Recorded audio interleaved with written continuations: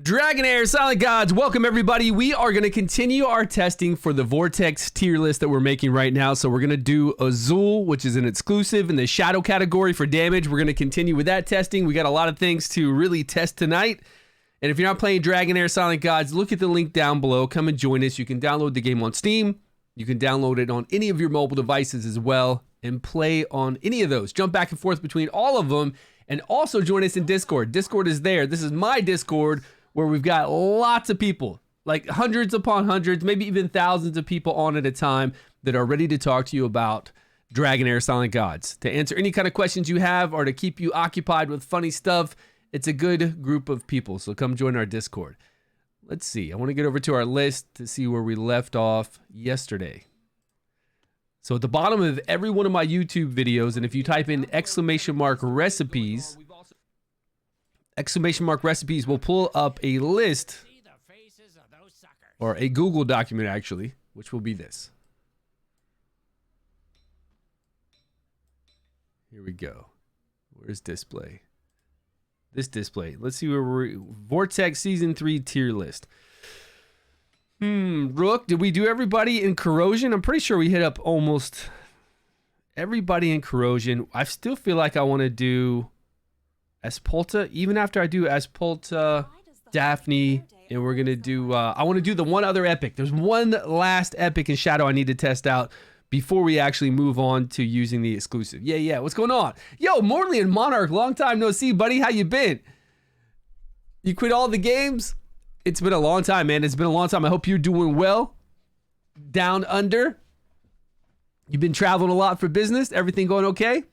You told me a little bit last time I asked you about your personal life. You said you had some changes going on. You found you doing okay? How about that? I don't know if you went back, you found somebody new. I don't know what's going on, you know? Single and free? Okay, good to hear it. Good to hear it.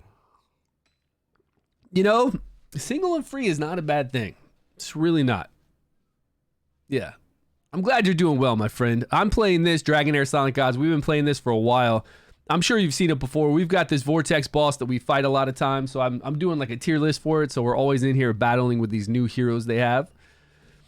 Other than that, we play this game, we play another game, this other game called God's Raid on my second YouTube channel, and that's really it. What I've been playing lately, we've kind of been waiting for King Arthur Legends Rise to come out. That's another game I've been looking forward to for a year now, since they flew me out to LA to hang out with them. Got to see FG 3000 for like 4 days. We hung out, had a great time. But that game's still not out yet. But those are the only games this game I'll be playing for quite a long time. Plus, this game just got purchased by a big corporation. I believe it's Tencent.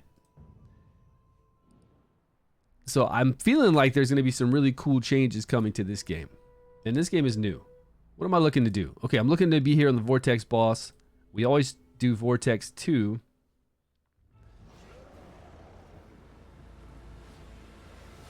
Okay, will do, my friend.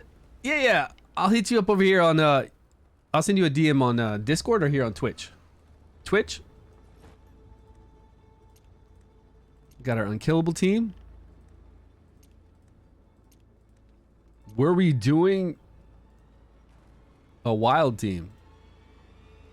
Okay, we had Erich, Totalnan, Netta, and Felicity. Only 27 million and 24 million. Really? Ice Blast is where it's at. Okay. Yeah, I guess we were doing these guys. Oh man, we got to do Ozul and the other one. So we're gonna put in Espolta as always, because Espolta, she's really strong. I do like Daphne, but I feel like if we have Espolta and Taldi getting a whole bunch of shadow energy up for us all, it really gets everybody using their abilities fast. And I just want to see what this guy can do before we move on to the exclusive. I think this guy's more built toward AoE damage, but maybe we'll get surprised. Because his ultimate really reads like it could ramp up. Yo, what's going on, guys? I haven't tried AFK Journey. Well, no, I did. I played AFK Journey for 3 hours 2 months ago now. Yeah, they were going to pay me to do a video on it. I said, okay, let me try it out. Played it for 3 hours. They had a contract ready to go. I said, no, thanks. I don't enjoy your game. I don't want your money. Really. I already had everything recorded, like 3 hours of game footage. All I had to do was just talk over it and be like, AFK Journey, whoa, look at this, look at that. And then they would have given me money. But, you know, I enjoyed it. I so little. Like, what's the word for it? It's not even I enjoyed it so little. I didn't enjoy it at all. Zero, that I told them I don't even want to do a video for it. So what I want to know from you people that are playing AFK Journey in a week from now, not right now, in a week from now, I want you to tell me what you really like about it. I want you to tell me if you still like it. Because I thought it was terrible. But different games for different people, right? Different strokes for different folks, man. It's all different for everybody. I'm not saying that you might not like it. That's cool. I'm glad you like it, but you're enjoying it? What is unenjoyed it? You're currently enjoying it right now? You've been getting ads about AFK Journey everywhere. I played it for 3 hours and I'm telling you, I did not like it. That doesn't mean that maybe that build I was playing was from something old, a beta build from 2 months ago. I can't imagine a beta build from 2 months ago would be very much different than the actual current game that they have right now. I wouldn't think, you know? Okay, we put her with the eyeball, and I think we had, we had this guy in his own special gear, and we put him with Witch's Remains. It takes so little thought to understand you so well. And now we'll give gear set 3 to this new dude. Yeah, are you having fun? You got to tell us a little bit about it, you know? What you like, what you don't like. Okay, this guy's epic, so he'll do fantastic with roots on. And then he'll have a 100% chance to crit with our crit rate here. Critical damage. Who had it on last? The rare, right? Yeah. 96. Okay, something's off. Critical damage, crit rate, nothing. Attack, crit rate, Espolta. Let's see where her crit rate's at. Otherwise, we're going to have to switch around some gear, which I haven't had to do before. There's no way. His crit rate is 14, which is pretty standard. I mean, most people's are 10 to 14, is maybe a little higher. Let's see how much she's over the crit cap. From time to time, I wonder. 109.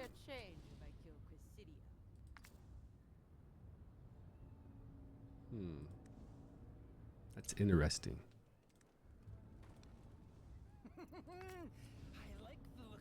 Critical damage, yes. Let's roll on some of these. All we need is one of these to hit crit rate, please. Come on. Come on. Oh, you're killing me. Okay, attack. We've already done all these attack ones. None of these attacks have critical damage. Oh, well. I'm just going to run this guy at, what is he, 96%? Okay. It's so weird. Crit rate 13. 5. We've got crit rate gloves. Okay, we got to make a new team right here.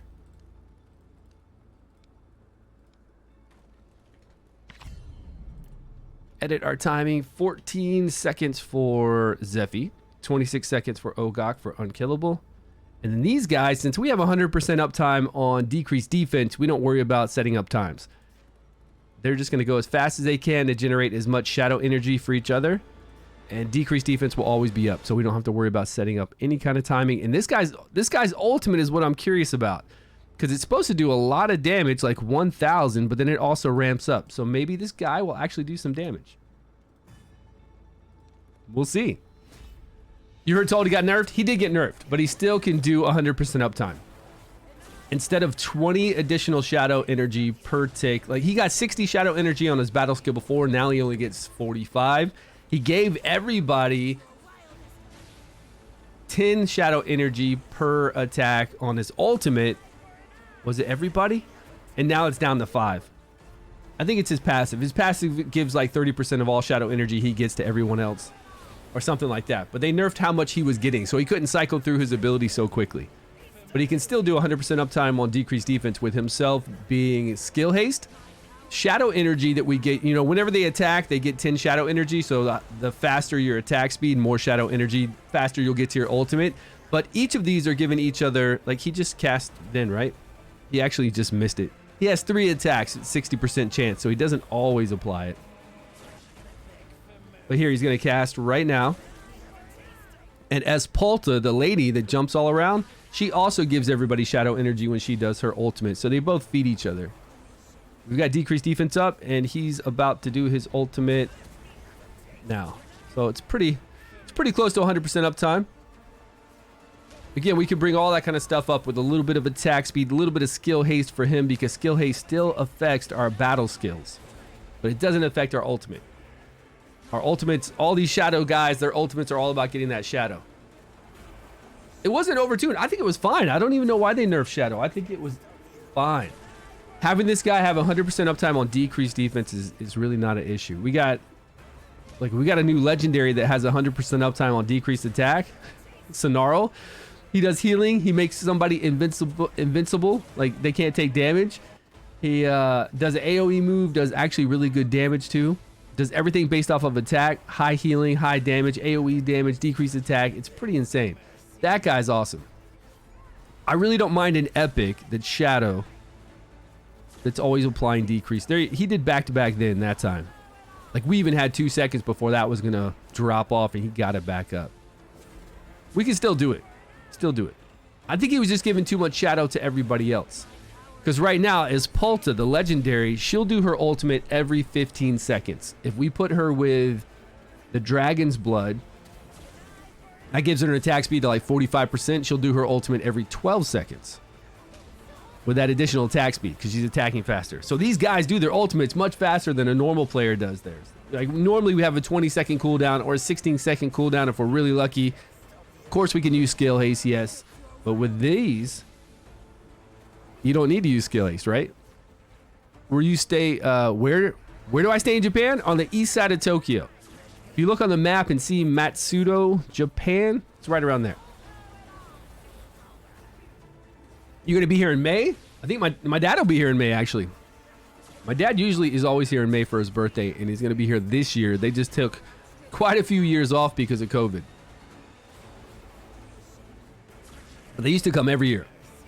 Now they're coming back this year for I think about a month, and then they're gonna come for another 2 months some other time. I think when they come this time, they're gonna look for some kind of extended stay place. Maybe definitely some place to rent, Airbnb or something like that. They're gonna look for some place near us, and then they can kind of do their own thing. They can come here and stay for 2 months and go do their own trips, take off and do their own thing.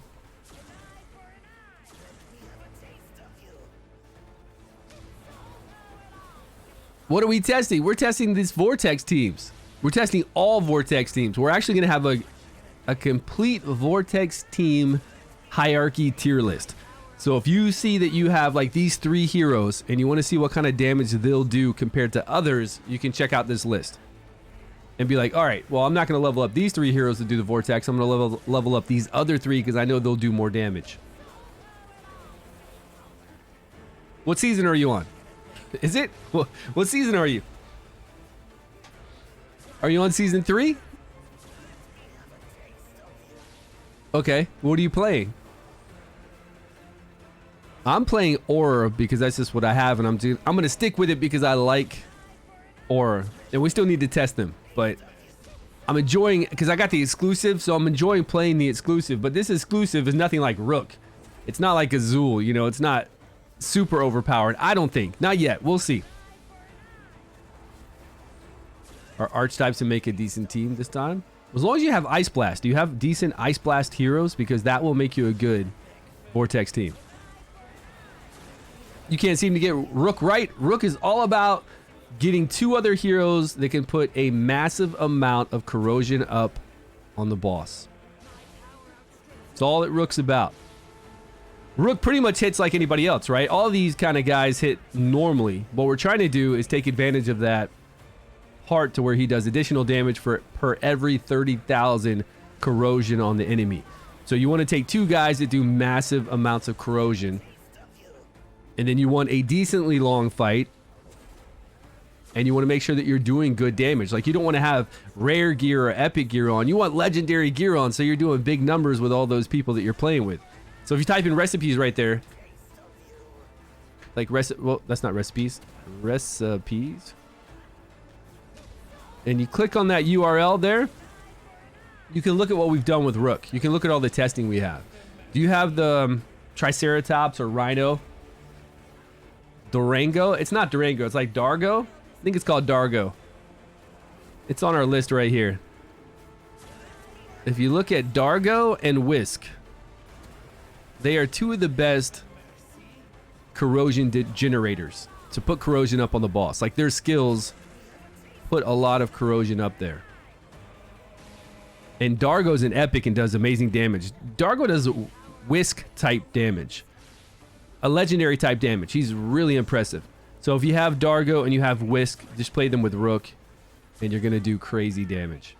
But again, you need to at least do decently well. You know, you need to have gear, right? We need to have gear so we can last decently well on the vortex, so it's a somewhat of a normal fight, you know, not extra long or anything, just a normal length fight. And we need to have good gear so that these guys do damage. So if we're running around in epic gear, they're nowhere near their potential. They need to have legendary gear on. We need to get to that point till we do have legendary gear. We'll be on Vortex 4, and these guys will put up an insane amount of corrosion that every time Rook does a move, you're just going to see stupid numbers.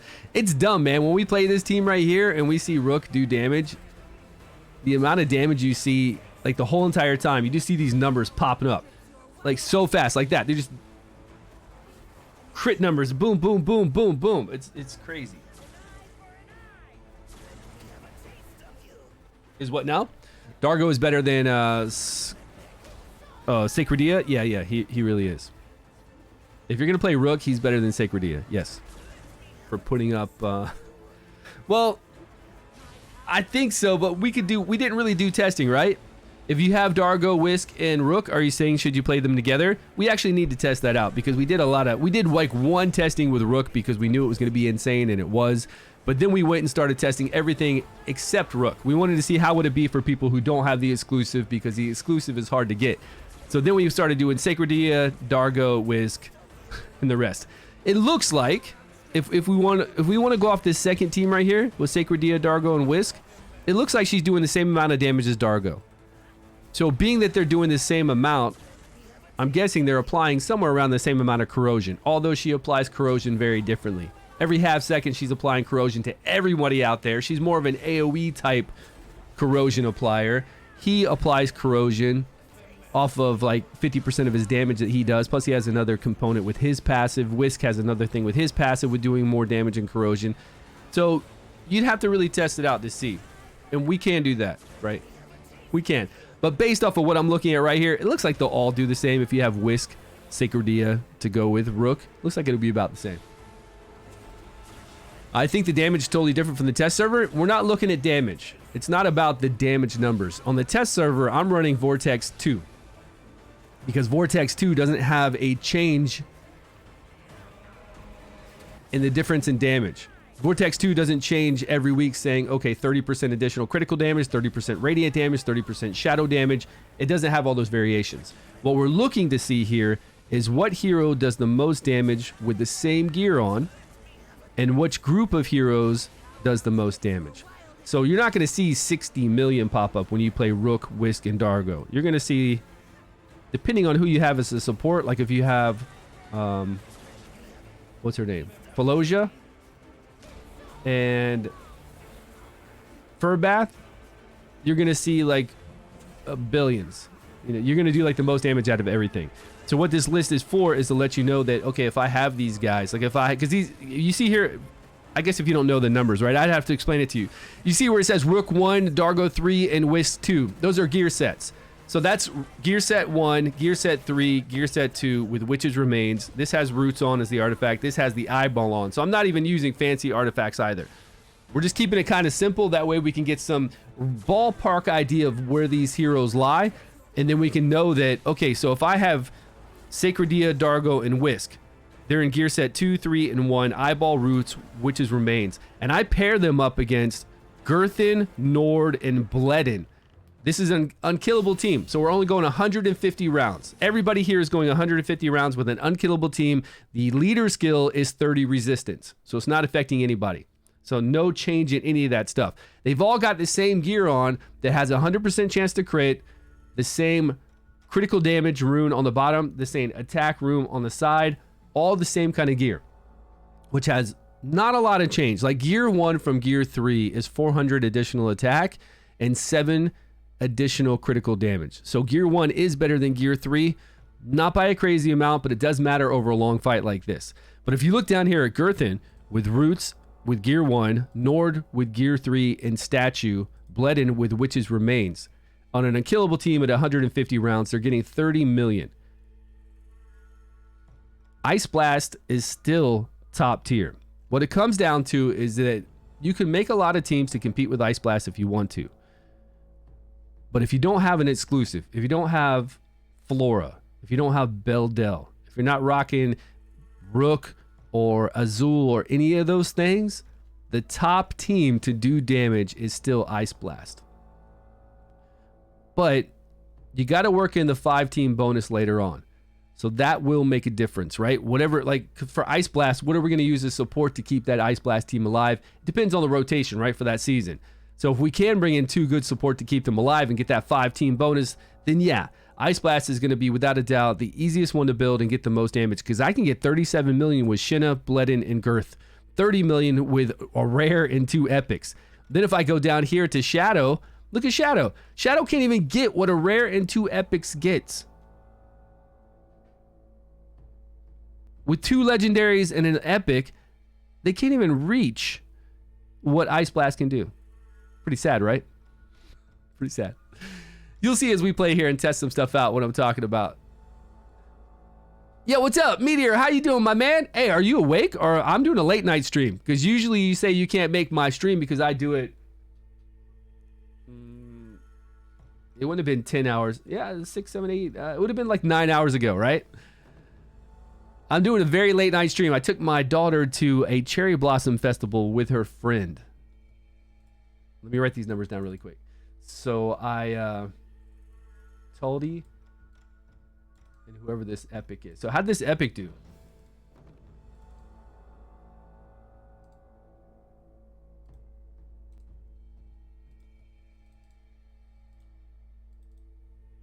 Witches Reign. Espolta's in gear set 1 with the eyeball.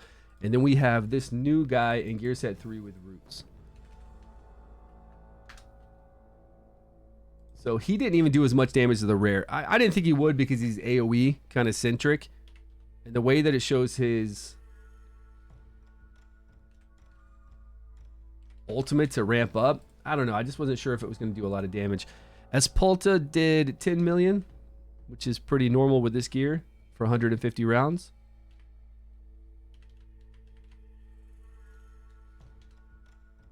And then Tuldy should be at 2 point something. Yeah, 2.3. Okay, good.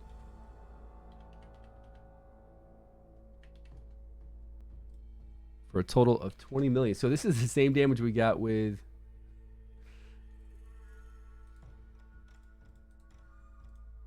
Based.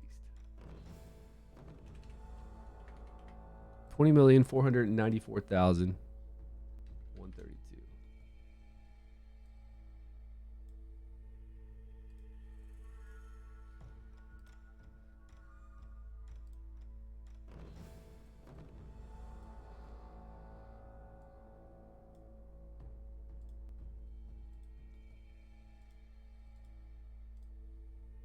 Okay, what's this guy's name? What's this epic's name?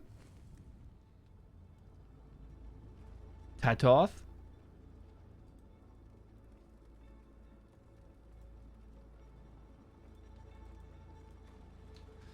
Tatoth.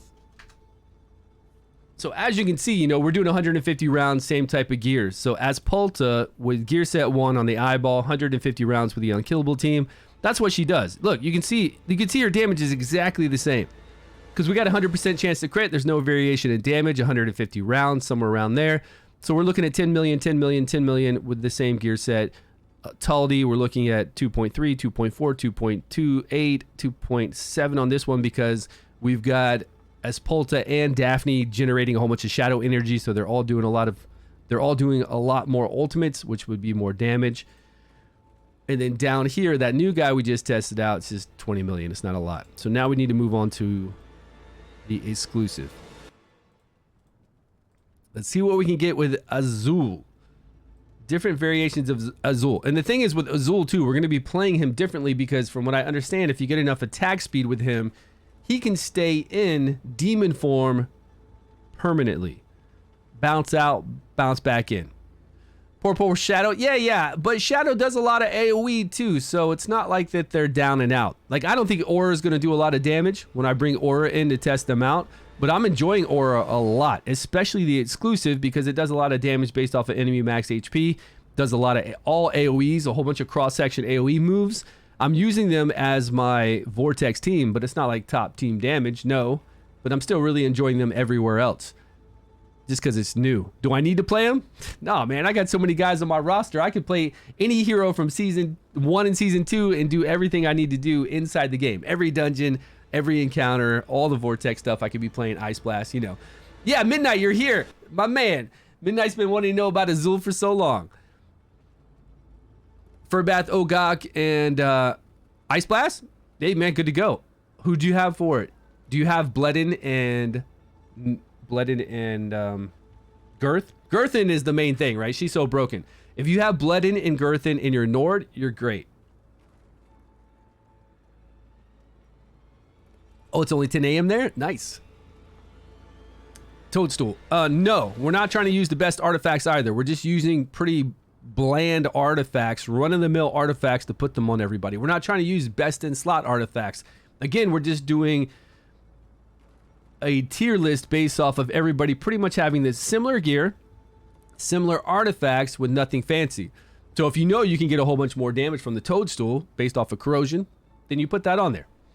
But you do know overall that this team, like when you look at it and you see it does the most damage, that's going to do the most damage. Or this hero is doing crazy damage. When you look down the list, you know, okay, I want to play this hero with my Rook because I know this hero is great with Rook, generates a lot of Corrosion, and I can see that he does a lot of damage. Top tier damage. Who would you use to give you me? Who me? Oh, I'm just running through here. I got 2 hours to spend. A little bit over 2 hours, so we got all day, all night, man. That's what I do. Just running through here. Otherwise, we'd just be running through my daily stuff, which I already did. So right now, we just got to throw in Ozul. We've done all these guys here. We'll throw in Ozul. Plus, you got to have the same gear I have, and then you got to have a whole list. So you can't really do it unless you kind of start your own. All right, we're going to do Ozul, Toldi, and Espolta first. Although Daphne is supposed to be the best for him, right? He's an exclusive, so it's all about the exclusive. We just give that exclusive Daphne. She possesses him and gives him 35% of her attack. Gives him shadow energy as well, so he can stay in his demon form longer. Now, would the eyeball work on him? He turns into a demon. Would it give him 20% additional damage? It will. I know it will. So that actually would be actually kind of cool on him. Critical damage.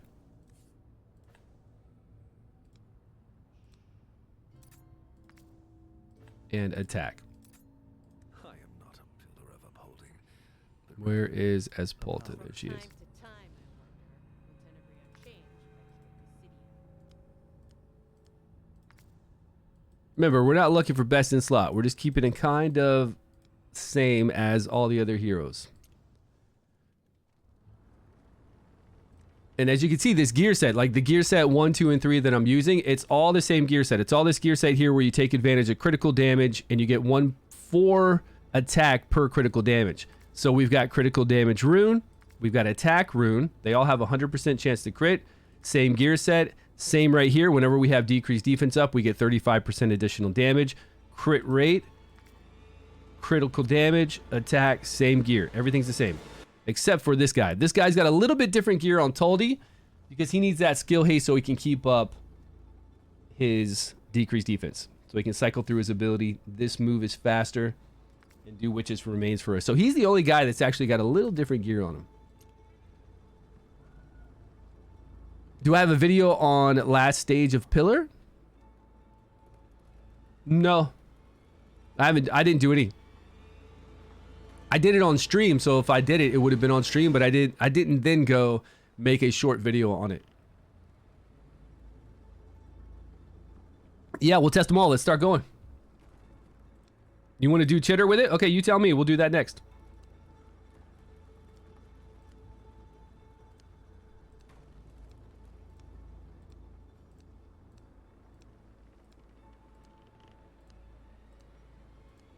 I think we can do about 10 different variations if we want to. There's quite a few.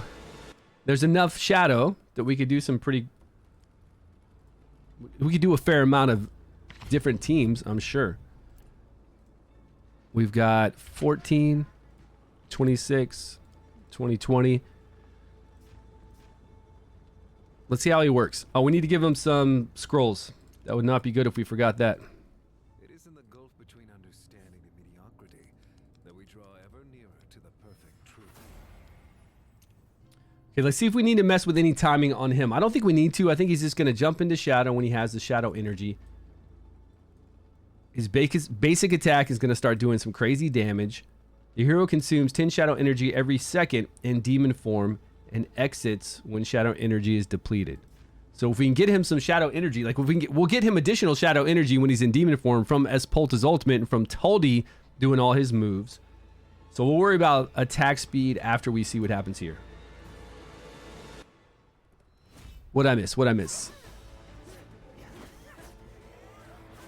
Is better on Ozul than his exclusive. I know you're not best in test. Is that what shadow? Oh, this the regular shadow one? I don't even know what the shadow one does. I don't even know what his exclusive does, to be honest with you. I haven't even looked at it yet. Just thought it was interesting. Heard it from another content creator. Oh, that's nice. I think that's good because then it will work on any shadow person. We don't have to worry. We don't have to worry about it getting an additional copy of a exclusive hero, which is already extremely difficult to get. Aesthetics? Yeah, man, all of them look awesome aesthetic wise. What's up, Fox Mode? How you doing? I can't play this game as well as Watcher of Realms due to region restrictions. They must lock a lot of games, a lot of gacha games out then. You must not be able to do games that have the variable like gacha system. That would cut out a lot of mobile games, like all of them. A crazy amount of mobile games.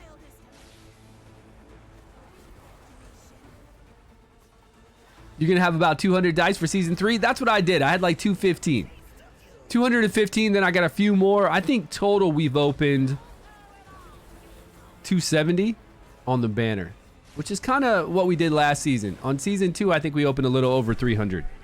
But I'm gonna save the rest of my dice because I've gotten almost all the heroes except for the exclusives, and those are so damn hard to get, so I'm not even gonna worry about it. I'll probably just wind up getting a duplicate. So I'm gonna save mine so I can do the legendary at 30 days, and then I need to save 40 more so that we can do the Dungeons and Dragons collaboration at 60 days. So I'm gonna need a total of 80 dice. And right now I've got like 28, plus I've got some crystals. I'll be able to save up and have it by then. I think I need to test a VPN. Yeah, I mean, if you can. For sure, if you can. Hello, stream. I really dislike idea of only 15 save teams. You can have 30 save teams if you get this $4.99 battle pass. It's actually a pretty good battle pass or monthly pass, whatever it's called. It's $4.99, but it will increase that from 15 to 30. And it is nice to have 30. Like, it's really nice to have 30 at the last. Well, I guess you wouldn't need 30 really until the last month, because you're going to want 6 different teams during that second month for the chief challenges. 6 teams for the chief challenges, and then you'll want your vortex team. Then you'll want kind of some kind of domain teams, your dungeon teams. I don't think you need, like 15 will be fine all the way for the first month and second month. And then that third month, maybe you want more than 15. I don't know. I think 15 is pretty good. You can get away with 15. If you have teams like, well, if you have strong teams like I do, I use one team for a lot of things. I try to make that one team work. You know, Harpy 9, same team I use to run through 2 different domains. Similar team I might run through Goblin, just changing out like a few different people. And then I'll use that Harpy 9 team probably to run every dungeon except for changing out one person to go into Grave of Rot and maybe 1 or 2 people to go into a different team for Ancient Battlefield maybe, because he's so difficult and so different. Tempting me to play God's Reign. I'm enjoying it. Hey, nice. So you could play that. Wait. You could play that game, but you can't play this game? Have you tried to download this game from the website if you want to play on PC? Have you tried to download it? Like, I don't know what kind of I don't know how they region block you. On an app store, I can understand it might not show up on your app store, right? You try to download it on your mobile device or your tablet or something like that, it doesn't work. But if you go to their website and download the game, it should download to your PC. But I guess they could region lock you there too, though.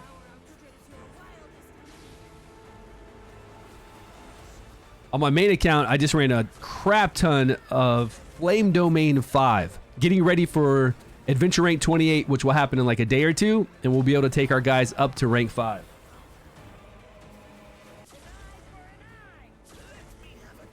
And since we had a new event today to run like Venom, any of the graves, I ran Grave of Venom probably 15 times. And I got 3 pieces of gear, legendary gear, a whole bunch of fragments, no mythics. It's just not really worth running there until 30 days, till that increased drop rate. It's not fun. You have 4 teams for Fae in season 1? Really? Well, I guess you could have a Fae team for like when it's easy, you just go through and blow up the stage. If it's difficult and you need to slow play it, you got like a slow play Fae team. Maybe you got one for like a lot of control. I guess you could have different Fae teams. All the ways for these 2 games, but it says your region is restricted. Yeah, that's really weird. Yeah, I've heard India has some really good, like anytime we hear about restrictions, it's India. But that is weird. You can do it with a VPN, but in India it's actually against the law. Like, it's illegal. I don't know what kind of action they actually take on people who play those kind of games or use VPNs, but it's restricted because it's illegal. I don't know what the, like, it's not like they're not rounding up gamers to throw them in jail, but it's weird. On that King of the Deep, they did, and I'm not going to do a video on it because I don't care. They didn't increase the experience we get in Goblins. All it is posting your Goblin teams. What? I don't know. It's a way for people to get onto their Discord, I guess. Like, join their Discord and do a screenshot of their teams. There's easier way to get people to join their Discord. I don't think that's why they did it. If they wanted people to, because their Discord's got a lot of people. If they wanted people to join their Discord, they'd say, hey, 2 gold dice, join our Discord or something like that. But, you know, they're giving away some high value items like a iPad Pro, iPhone 15, AirBuds. But they want you to just send pictures of your Goblins team onto their Discord.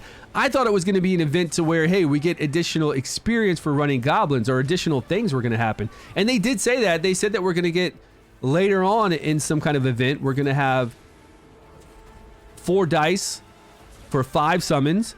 And that when we run something like Venom, we get additional gear drop or additional gold drop or additional experience. So I wonder when that's supposed to happen. That was actually in there. I read over that last night. Let me see why this is going on. Hey, look at Ozul over here with 66%. I haven't been paying attention. Hold on. I need to make sure how quickly he's jumping in and out of demon form. He's in demon form right now. He's using some of his shadow energy every time he does a basic attack. I think we're keeping him capped. Toldy is giving him enough shadow, along with his Polta giving him enough shadow. I don't think he's ever coming out. Look, you can see the bar move down every time he does a basic attack, which it'll use 10 because he's in shadow form. But then we just keep giving him, shadow back. And we don't even need to increase his attack speed. But I think if we don't run something like this team, from what everybody's saying is you just increase his attack speed by a little bit. But I don't know if does that make sense? I thought when he's in shadow form, from what I read, he loses shadow every time he attacks. So attack speed wouldn't help until he gets out of it. Let me reread this. But right now we're fine. Like he's forever in shadow, I think.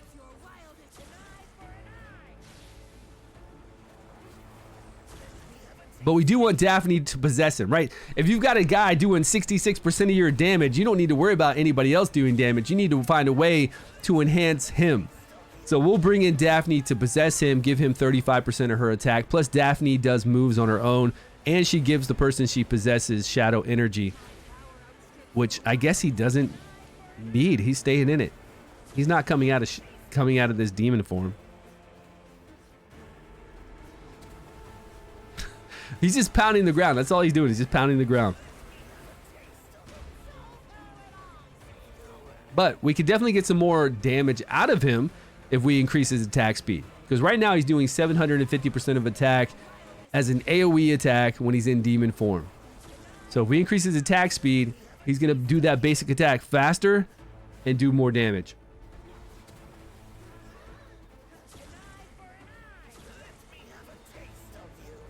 What did I miss? Did I miss anybody's questions or anything? I could have. If I did, reapply your question, please. $4. My battle pass is $19.99. It's a different one.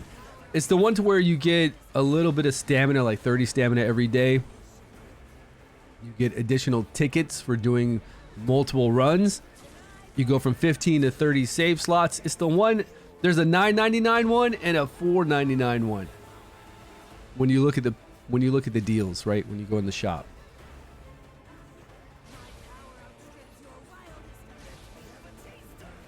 And don't forget, Midnight, I need to know which ones you want me to test. What was it again?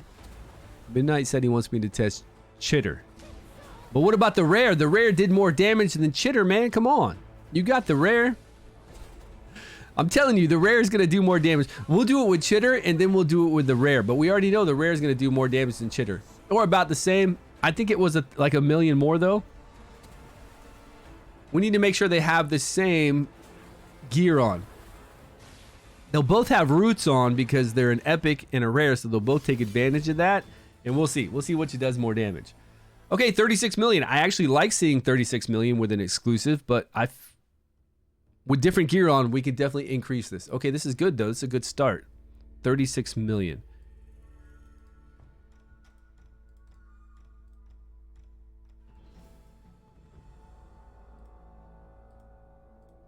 We're not talking Rook numbers, but this guy does a lot of AoEs. He's totally different than Rook, but still good. It's going to be some good numbers. So we've got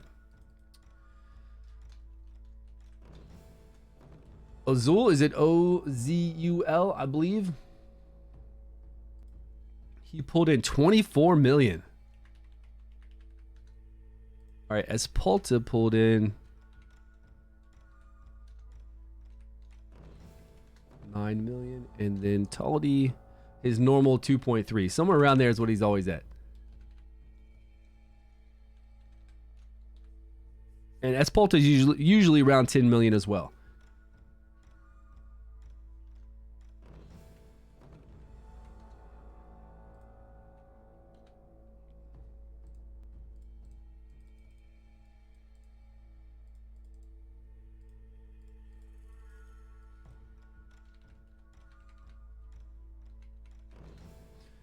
Now, one of the biggest issues, though, with Necrosis is what do they have to keep them alive? Like, what do they have as support? If you want to do a 5-man team at the end of the season with Necrosis, what do they have for them?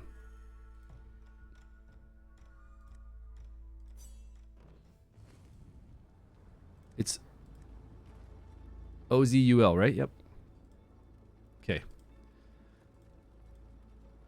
So Taldi, you can see Taldi with the same gear just last run. It's 150 rounds. So, I mean, he's 2.3 million. That's what he's always going to get. Espalta, I don't think she has the eyeball on, though. I think she has different gear this time. She has gear set 3, which is 400 less attack, 7 less critical damage. And she's got roots on. So her damage dropped from that. We get it. He's got set 1 and he's got eyeball.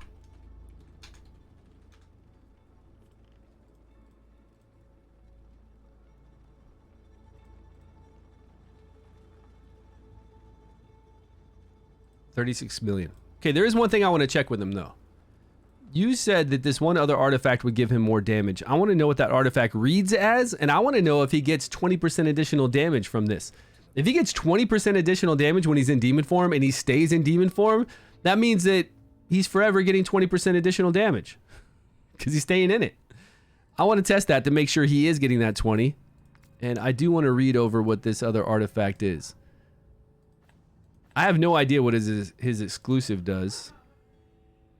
It's one of these with the new fancy, yeah, one of these. What does this girl's do? Blaze State? Increase the additional damage dealt 50%? Oh, that'd be cool. Increase the damage related, nope, that's Rook. Basic attack by 25%. So this would give him, and he's got crit rate in here with attack, 25%. Or if the eyeball's actually working, that would be 20. And then you guys said that this other...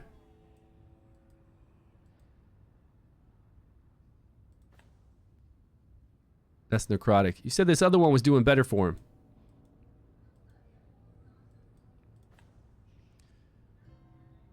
What where's this other necrotic one?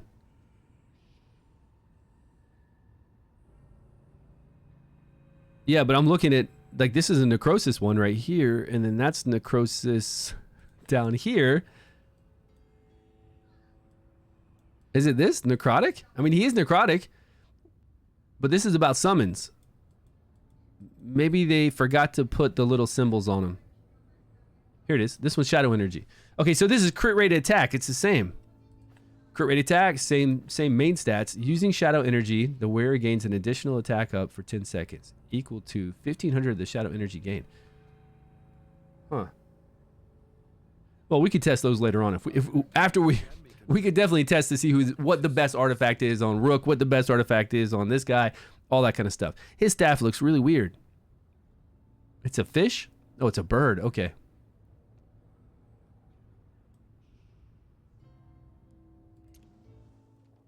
So how do I test oh boy to make sure that the eyeball's working? Yo, what's going on, man? Weasel UK, how you doing? The egg does more damage than the exclusive artifact? The egg. The egg. What is the egg? Sounds like a lot of artifacts are doing more damage than that exclusive for him, which is pretty sad.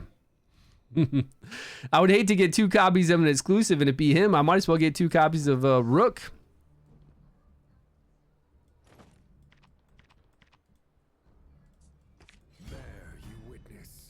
Let me see what he hits for in demon form really quick. Just a basic attack. So that's all he does is a basic attack once he's in demon form. Hulk out.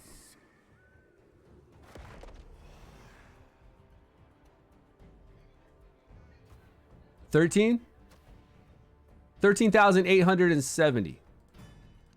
Let's see if that's lowered by 20% or not. 13,870.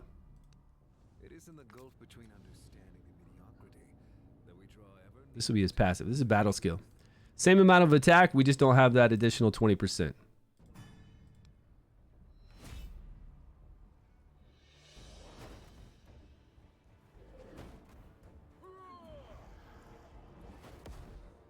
Tried and tested myself. Nice. I don't know what the egg is, though. I'll have to look. Is that what we were looking at? The egg just a minute ago?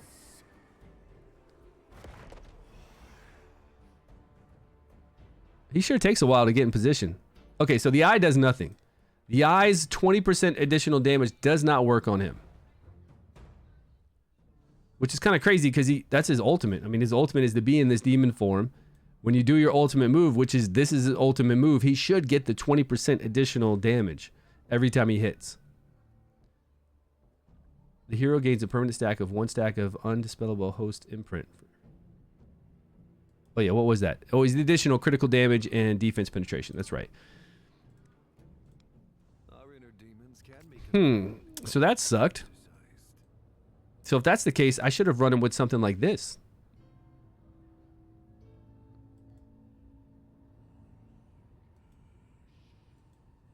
and we would get more damage. Did it make it particularly smooth? No, not at all. Is this the egg? Yeah, I believe you. The egg does more because of whatever his shadow. I don't understand this shadow stuff, but I guess every time he takes shadow, upon gaining shadow energy, the wearer gains an additional. Upon gaining shadow energy, and he's gaining a lot from Toldi, he's gaining a lot from other people. But when he's in demon form, he doesn't gain shadow energy. Upon gaining shadow energy, attack up for 10 seconds equal. Does this stack at all? 1,500 of the shadow energy gained. So if he's over here, transforms into a demon. While in demon form, the hero gains attack speed up, damage reduction. Oh, he gains attack speed up too. Man, that one artifact might be really sweet. Basic attack splash damages. The hero consumes 10 shadow energy every second. See, he doesn't really gain it when he's in shadow form. Maybe his basic attack. No. Read his passive. Yeah, this is host imprint. His passive gives him critical damage and crit rate. Yeah, all shadow passives, whenever you do an attack, you get 10 shadow energy. But this is saying when he's in demon form, he loses. He consumes 1 every second. Okay, so he's still gaining his 10 every attack, just like all shadow guys. When they attack, they get 10. So this one, he's consuming. So as long as you attack roughly every 1 second, you'll stay in demon form. Like you'll lose 10, he'll gain 10, you'll stay in demon form.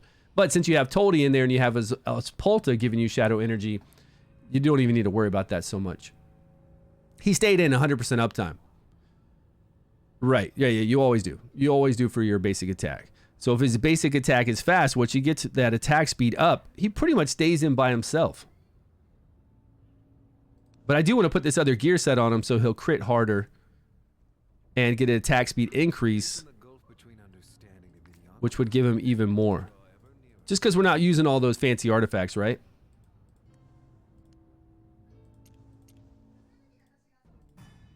What was it? 13,830, something like that. Come on, man. Hulk out. Let's go. You got to go? You're back to cleaning? All right, buddy. Have a good one. Giving him attack speed? I mean, you can, but he's getting 50% additional attack speed right away when he does his demon form. And then if we can proc additional attack speed, can we proc it? Okay, we can. Look at that. We've got attack speed of 50%, 2 different attack speeds of 50%, which is pretty unique. Okay, he popped out because we don't have Toldi in there. We don't have Espolta. Or Daphne. Daphne possessing him will give him shadow energy too, which I'm sure he'd stay up as well.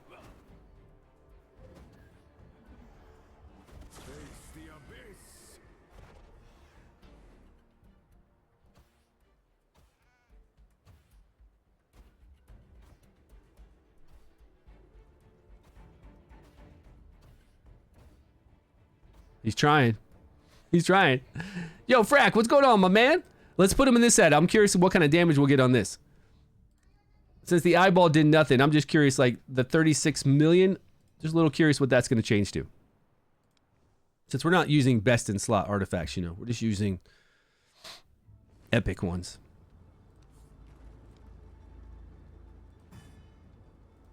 And then we'll bring in Daphne. We'll bring in Daphne after this instead of Espolta. Let her possess him. We'll see what his damage then ramps up to. If we can get over 40 million, if we can get over 40 million right here, which I think we can, right? Because look, he's going to attack. He's going to get it 2 attack increases, which he has right now. It doesn't matter. Even before, when we didn't have additional speed, he still stayed in demon form the whole entire vortex fight because of Espolta and Toldi. He never had issue. He's always capping out. Look, just like cap, cap, cap. But now we get additional critical damage, so, and additional attack speed, which is going to add a lot of damage. This might actually be pretty sweet.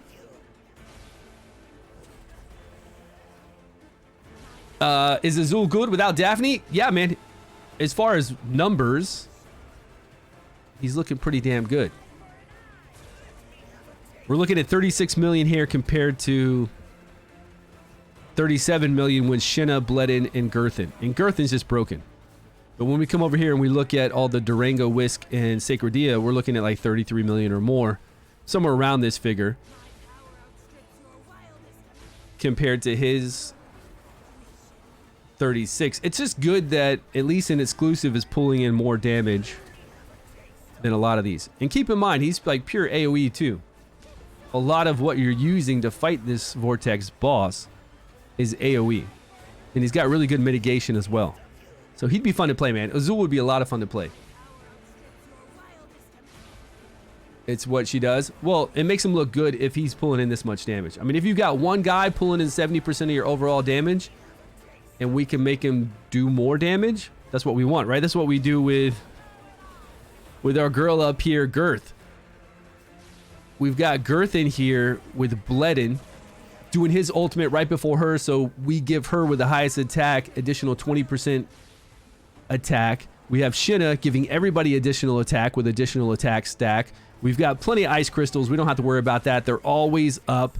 She gives herself additional critical damage. We could put better gear on her. We're using the same gear on everybody, right? But we could put better gear because we've got a 100% chance to crit. We don't need to do that with these two. So we could up this number. And then, of course, with cool artifacts, we could up this number too. Although I think Roots is going to be really good on her. And Statue is great on Bledin. So this Ice Blast team, we could, of course, make stronger. Like all these guys, we can make stronger if we use their special legendary artifacts like the Mushroom Cap. We could do Mushroom Cap on Dargo here instead of Roots. And I would assume we would get far more Corrosion up, because that's what it does, right? It increases the Corrosion, which would mean then Rook would blast for way more damage. Yeah, that would be nice if they were the same element, right? It would. If they were like combined in that same element, but then we need some support. We need Tauren. We need yeah, if we had Tauren and Felosia, we'd be set. Which I don't have either on my account. Unfortunately, I don't have either one of those. Okay, see, now that we're giving him this additional attack speed and that critical damage, he's going ham.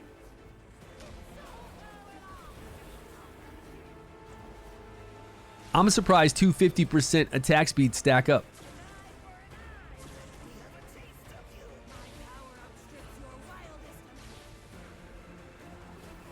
We don't have any idea what that's going to drop as attack speed too, but it should be fast, right?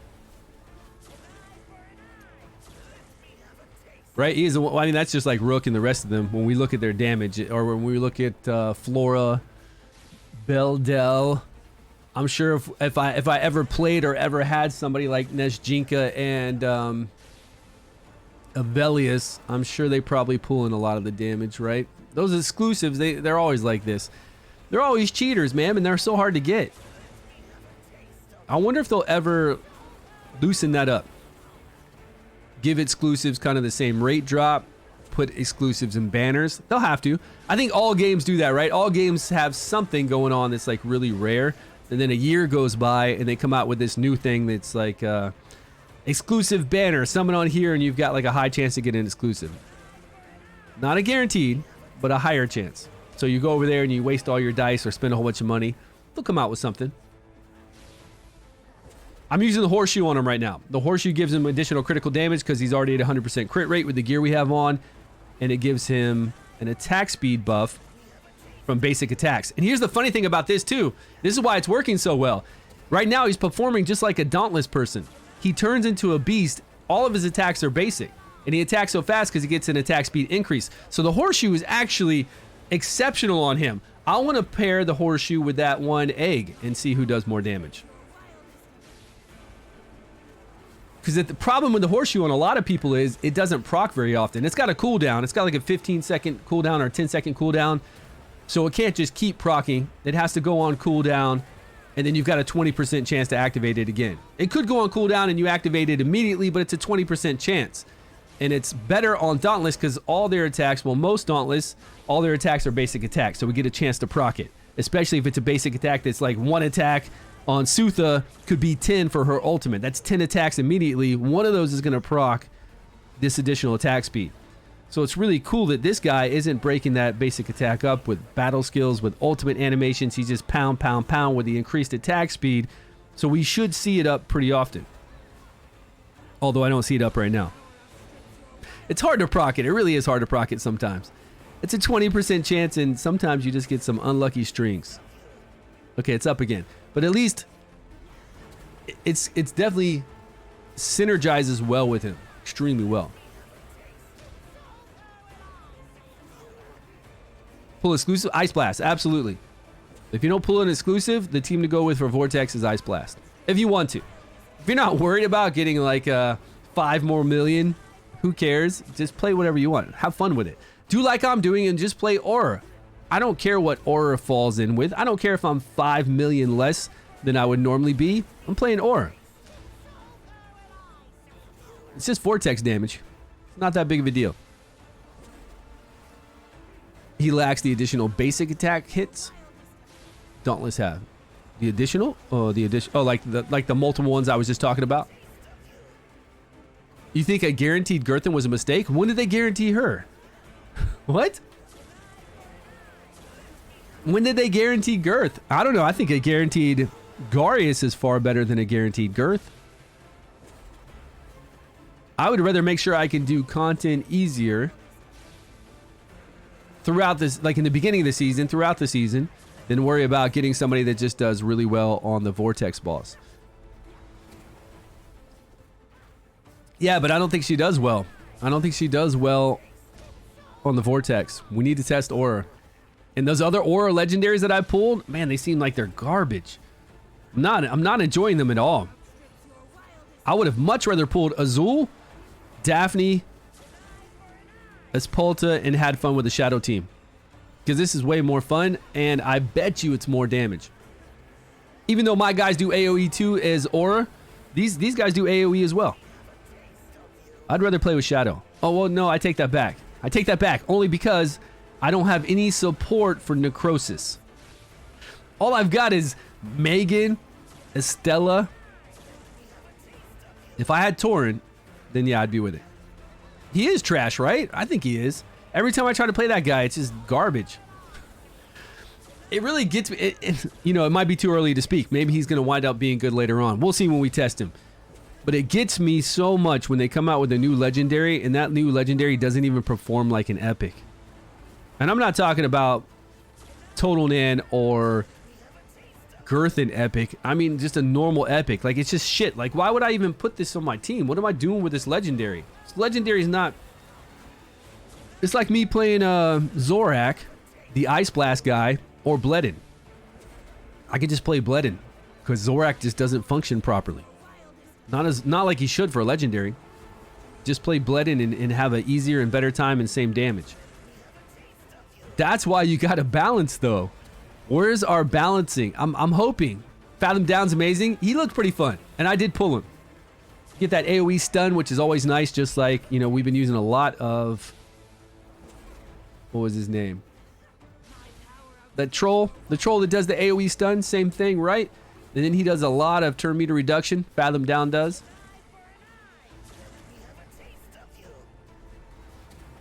Really useful on bosses to do that turn meter down. I bet he'd be really useful on the Venom because there's so many targets for him to hit.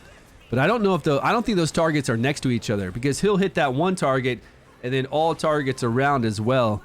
And I don't know if Venom, if anybody's close enough. Maybe the Venom, the bird is close enough to the other wisps. I'm not sure. I haven't tried them there. Yeah. Turn meter reduction, right? That's what we want.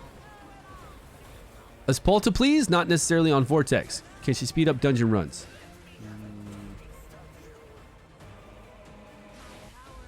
Depends on your overall team. Can she speed up dungeon runs? I don't think so. I think with dungeon runs, once we have legendary gear, once we fight those chief challenges, you can make speed teams with wild if you want to. Like, speed teams for dungeon runs aren't an issue. Like, are never an issue. 45 mil. That's what did we just go from 38 to 45 mil just replacing the eye with Horseshoe? Well, I gotta say the eye did 0 damage though. The eye gave him attack and attack percentage, but it did nothing with that 20% additional. So giving him anything would have been an increase. But we just went from 36 million to 45.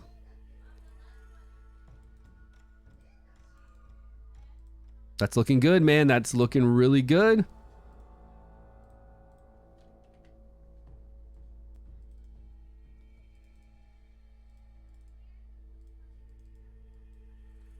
45.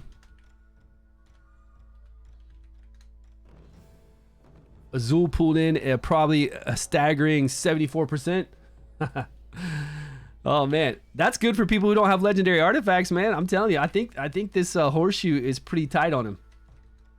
33,463,000, and then Espolta probably somewhere around, yeah, her 9 or 10. Sometimes she'll get 10 with other people. Let's see what Daphne can do for him. Let's leave him in the Horseshoe and see what Daphne can do in place of Espolta. We'll just switch over that gear. Horse, shoe. And then 2.2, okay? That's what he always does, somewhere around there.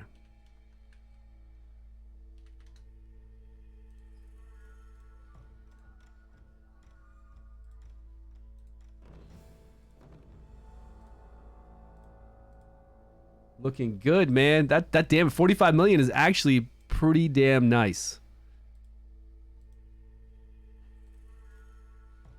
What happened here with this color scheme?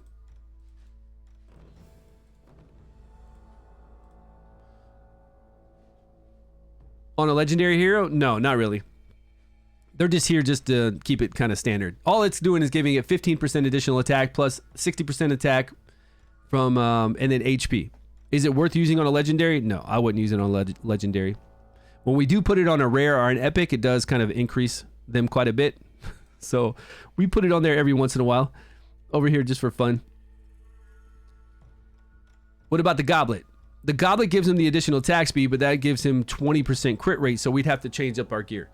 Goblet and Horseshoe are very similar, but the thing about the Horseshoe that's so good, like I said, he's doing basic attacks over and over, and he's doing basic attacks fast over and over, so he's pretty advantage of that. If we change to Goblet, Dragon's Blood, I'd have to change his gear from 100% crit rate to 80 and give him some more, you know. What's going to be the best on him? I don't know. We could see about best in slot artifacts later, you know what I mean? Right now I just want to get an idea of how well they can do. And 45 million is really good compared to everybody else that we've seen. Except for Rook, of course, but compared to anything else that we've seen, 45 million is extremely good. I'm glad that happened. I would hate it if Ozul only pulled off like 30 million. What a rare and 2 epics can do in Ice Blast, you know, that'd be so cheesy.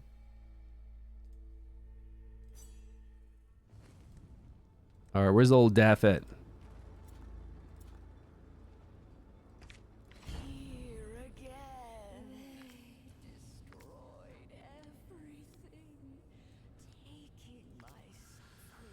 What do we have on Daph? What do we have currently on? We just need to give her attack. I think I put roots on her, right? 15% attack and 60% attack. That's fine. That's what we've used on her every single time we've used her, so we'll keep it solid there. She should have a 100% chance to crit. She does. And we actually, we've got attack here with critical damage substats on her. Because it's a little bit more attack instead of 30, 40. What is it? 40 critical damage? 40 times 7. We're getting a little bit more attack from this. Although she can crit. She does crit the whole time. She's doing her battle skill the whole time she's possessing him. Uh-oh. She'll have the highest attack. Will she still possess somebody? She will, right? That wouldn't make sense. She's supposed to possess somebody. If she has the highest attack, she won't do anything? I don't believe that. Let's find out.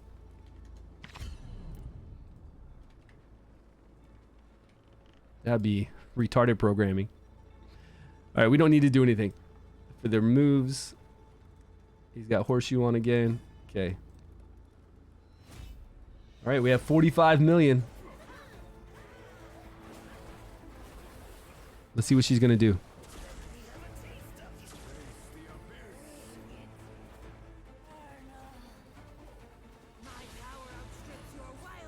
Who's she possessing right now? I could swear she's possessing Taldi. Don't you think?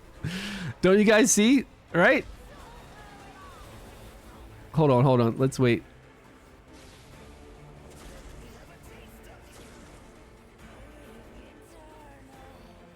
She is now possessing him, but I'm telling you, that first possession was Taldi, 100%.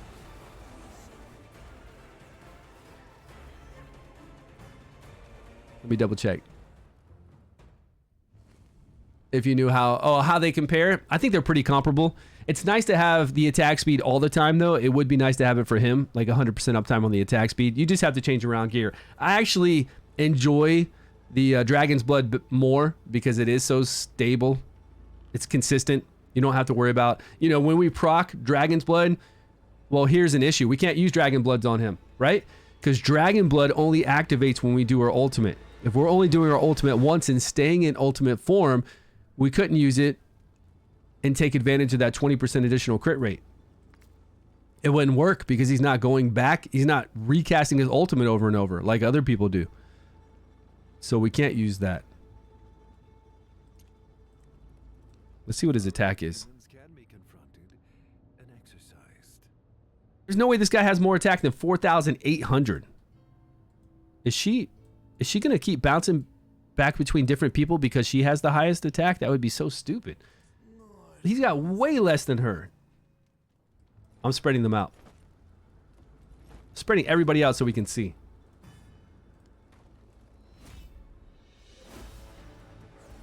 So right now she's got the highest attack, which we'd want to build her with the highest attack anyways because she's giving 35% to whoever she possesses.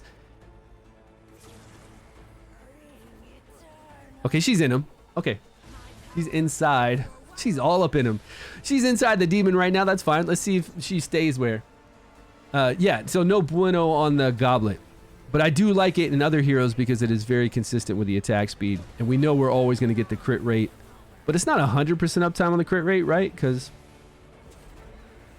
it'd be nice on somebody like Espalta because then we know she's jumping into every 12 seconds. Remember when we tried it on her? Yesterday we tried it on Espalta.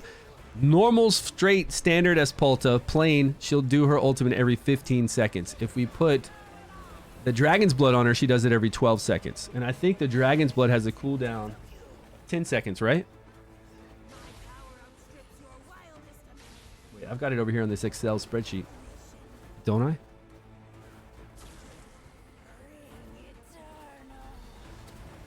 Artifact tier list. Did I put seconds? I'm pretty sure I did. Rare, epic. Here we go. A 15-second cooldown. So you get 20 crit for 10 seconds every 15 seconds. I wonder, now with her, this is a cool question. She's going into an ultimate every 12 seconds, so that'll throw it off. I bet if we look at her and see her crit rate, she's going to have crit rate of 20% for that one ultimate. She's going to jump into that next ultimate. This cooldown actually kind of sucks. Why do we have a cooldown of 15 seconds? This is throwing her off then. It puts her to a 12-second cooldown, but every 15 seconds. I wonder. We'll have to look for the buff on her. I bet it doesn't work.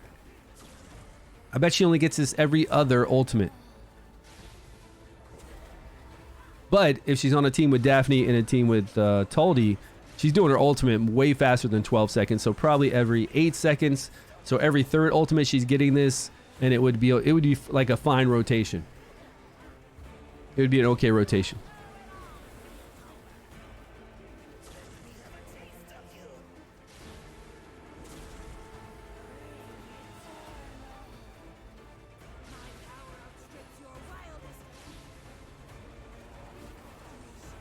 I'm still pretty impressed with 45 million though.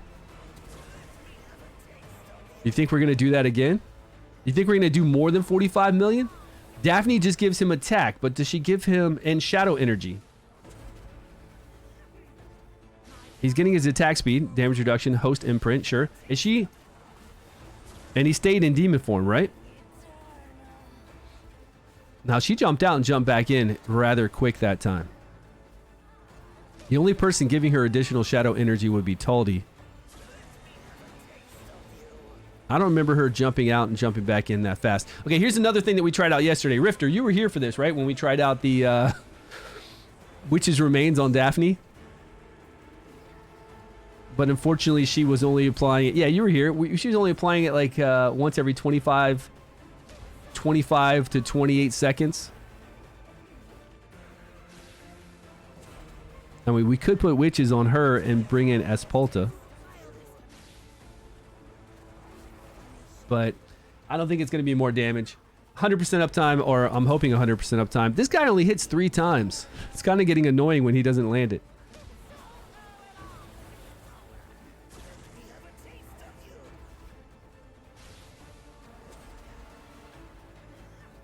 Only as a last resort, like you don't have anybody else. Yeah, but you'll have Toldy, or you'll have somebody that can.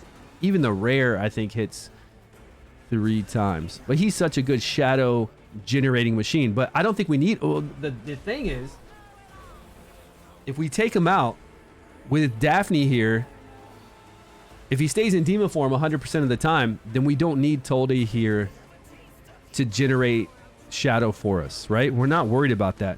We're doing everything we can only for Ozul. Ozul, give us more damage. That's what we want. So what can we do to get more damage out of him? I was also thinking last night, is there anybody out there that can give your team attack speed increase? We've got it for Dauntless. We get a 50% additional attack speed from, you know, the little girl. Is there any other buffer that can give attack speed to people? Because it'd be really good for the Shadow team, right? I can't think of anybody that was giving out attack speed buffs. And unfortunately, it's only for Dauntless. For the ones I can think of. Yo, Oreos, what's happening, my man? Good evening. Yo, Sasha's here. Last season, I used Horseshoe because when I used the Goblet, I could never make up for that critical damage. Yeah, well, I mean, yeah, definitely gear plays a big part. Like, you're trying to work around what you got.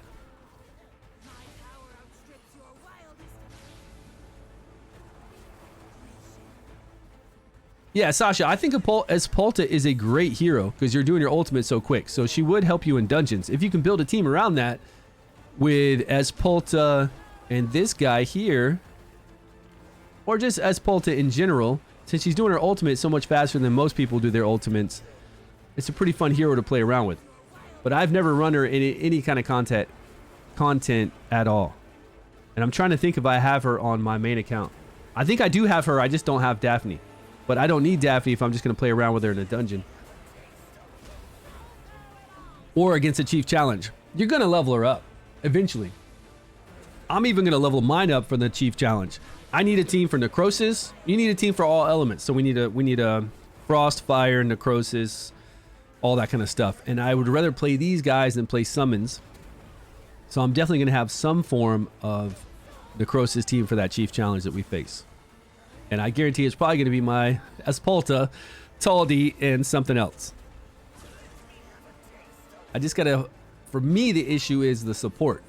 What am I going to play for support? I guess Daphne and Estella. That's really all I got. You have Daphne and Toldy, so I don't think I'll waste scrolls on her. Yeah, I wouldn't waste scrolls on just Daphne alone. Although it'd be interesting to see Daphne possess the rare. There's a rare that's really good, does good damage. Does just as good damage as the epic that does damage. Actually, she did better than him. Like, Chitter is the epic that's supposed to do damage. But Chitter has more AoE moves than this rare. But this rare for single target does, with the same gear, more damage than Chitter. Chitter was pulling in like 9.4 million. She's pulling in 11 million. It's a pretty big... It's like a 1.5 million... No. Yeah, 1.5 million difference. From a rare to an epic. And Chitter would excel at AoE, I guess. I'd have to look. Because I think her AoE is like a little 3x3. Same exact gear. Both of them with the same exact gear, same exact roots artifact. So the root artifact is going to benefit Chitter. And Sifla is her name. I think that's her name. The rare. With Zephy and 2 other supports? With Zephy? I don't have Zephy. Who has Zephy? I wish. I have Ogok, so if I got Zephy, that's easy unkillable. Wait. How did somebody die? How did somebody die before 150 stacks? Did we not... We changed and we didn't make a team? This is this group, right?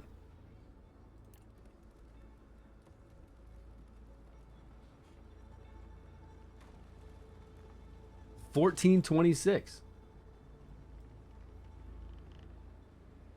2020.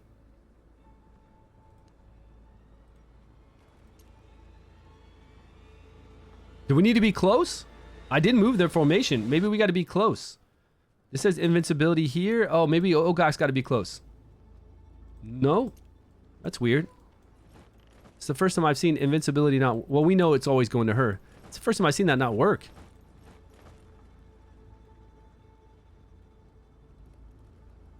Oh, I've always done 14 and it's worked like a million times. We've done like 100 runs. Yeah, twins, I'll try that, but I don't... This is the first time I've ever seen it fail, and we've done... Jesus, man. What's up, twin? How you doing, my friend? Yeah, we've done all these runs right here. Look, we've done 14 and 26. And we've done 1, 2, 3, whatever all these runs are. Plus a few extra. And we've never failed 150. When she pops out of someone. Between your undying buff. Oh, that's true. She can because she's not getting the buff because she's possessing somebody. Ah, yikes. But this only matters for an unkillable team.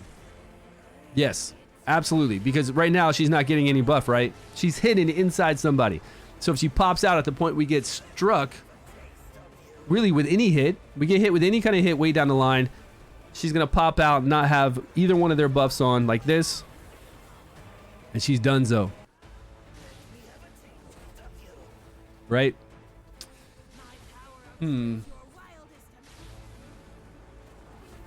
Zephy Nathaniel, someone that would attack down to cover the 2 vortex hits from Zephy can't cover.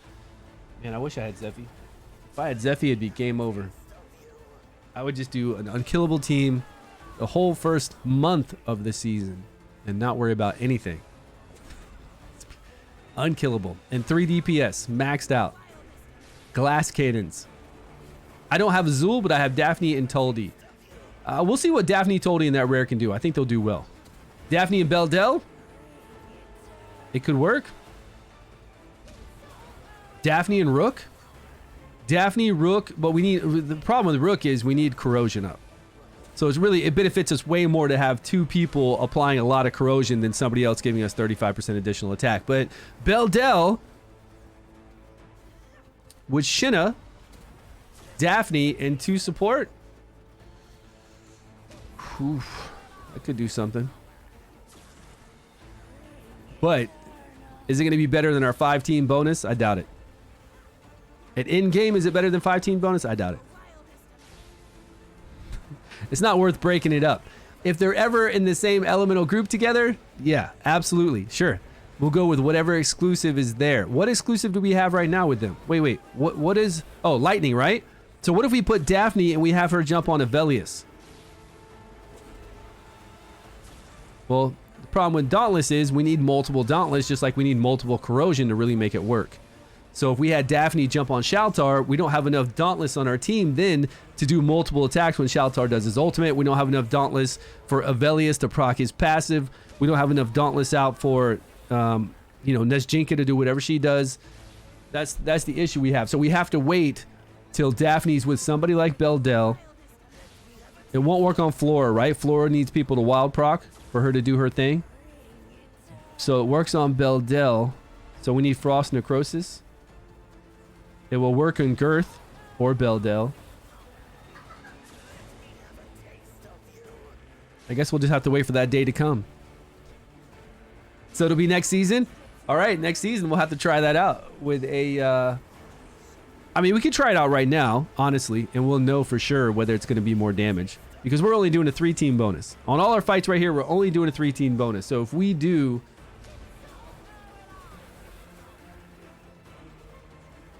Will we still get a 3-team bonus? Who's on the team? If we bring in Necrosis, Lightning, Poison, we won't even have a 3-team bonus then. Perk? I don't ever want to play Perk, man. Execute, Thunderbolt, they're pretty garbage. I wish we had some balancing. It's hard for him to get a lot of overwhelming stacks, right? If he gets a lot of overwhelming stacks, he's a beast. Absolute beast. He can do it himself, yes. We need help for other people to apply execute so we can get some more electrocute, so we can get some more overwhelm stacks each time he does his ultimate. So having Daphne on him would actually be counterproductive because we're not having somebody there to give him more execute stacks. So it would be kind of probably would be a waste. They've ignored all stuff like that. Anything that doesn't work properly, or did she die again? No, she's possessing. Okay. I didn't see her on the board. I get scared. We're only at 40 stacks. Let's hope she makes it to 120 stacks again and I'll be happy. Look, we're at 40 stacks with 21 million damage. I don't know if that's what we were at last round, but this feels pretty nice. I mean, considering our last run was 45 million total, we're already at half of that, and all we have, but the stacks don't work as normal turns. It's not like it's going to go 45 to 80, 46, 47, 48, 49, 50.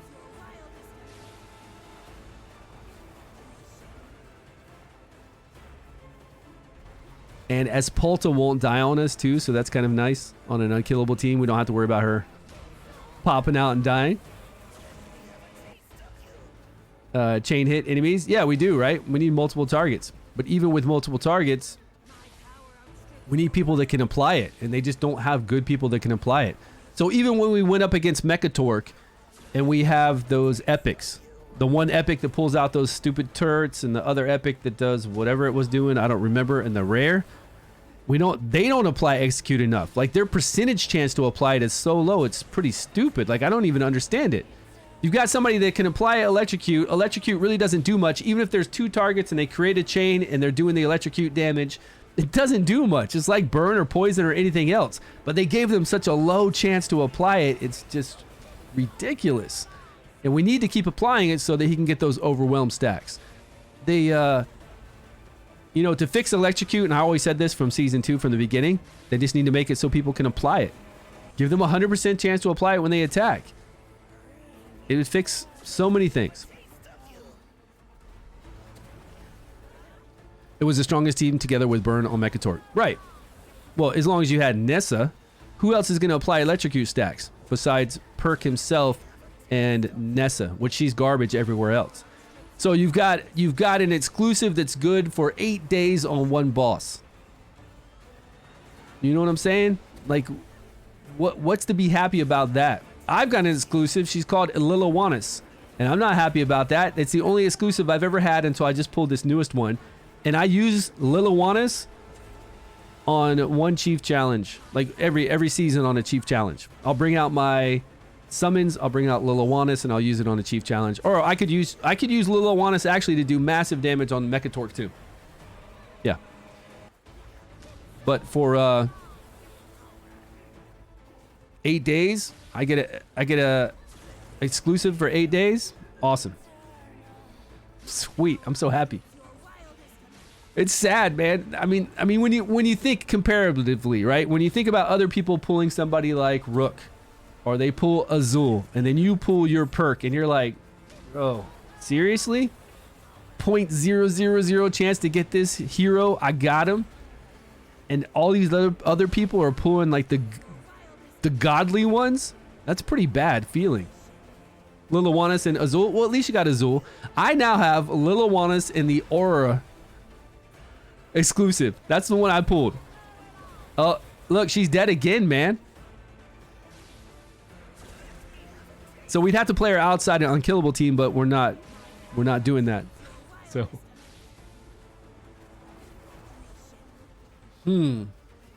nowhere near our 45 million though. And now the damage is going to drop down a little bit. He'll still stay in demon state, I think, with Toldi, probably. It looks like Toldi's keeping him up. Oh, this is unfortunate. But we're not going to reach 45. I don't even think we were on track for 45, to be honest with you. Even if she died at stack 100, we don't have that many rounds more. I don't think we were on going up there. And we're putting the same exact gear we had on Espolta on her.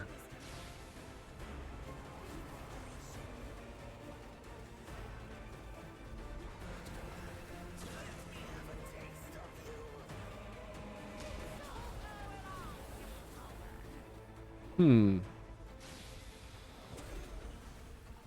just Tuldi?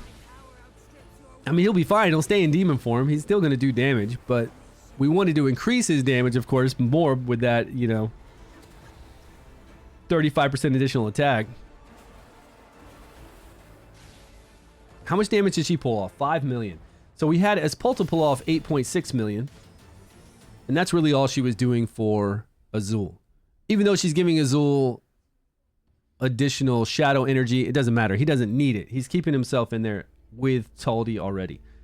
So she's just there, like, Espulta's just there to get that 8.6 million that she got to help out, to make that 45 million. But here, we need Daphne to pull off this 5 million plus enhance this guy by a lot more. Although he did get the same amount. She was enhancing him. He got the same amount of damage he got last time. 33.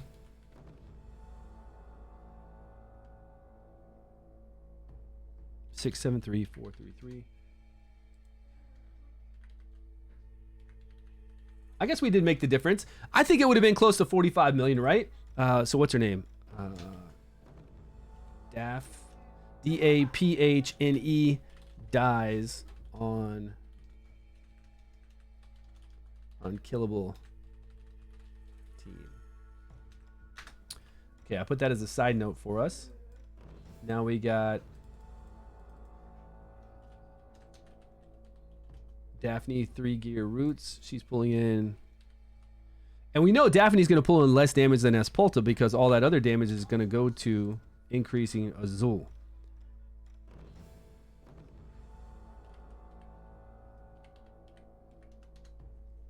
All right. So here's what we got.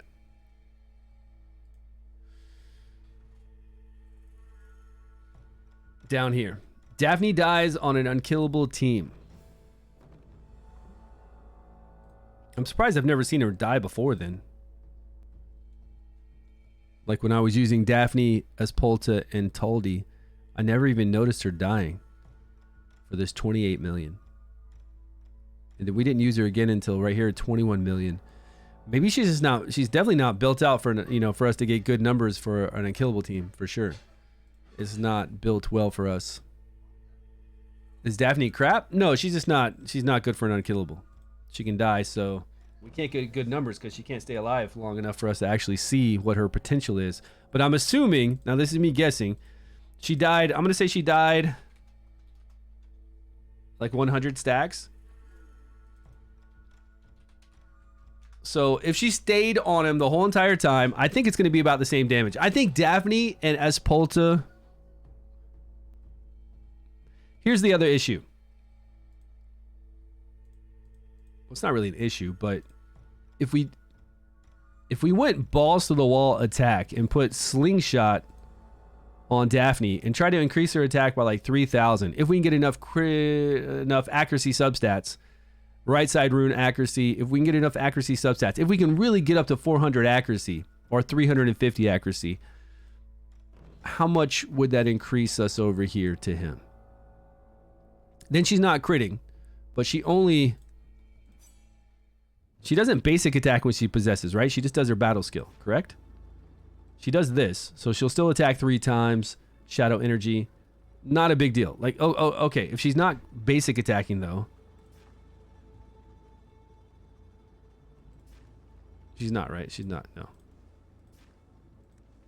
So then we could try the slingshot.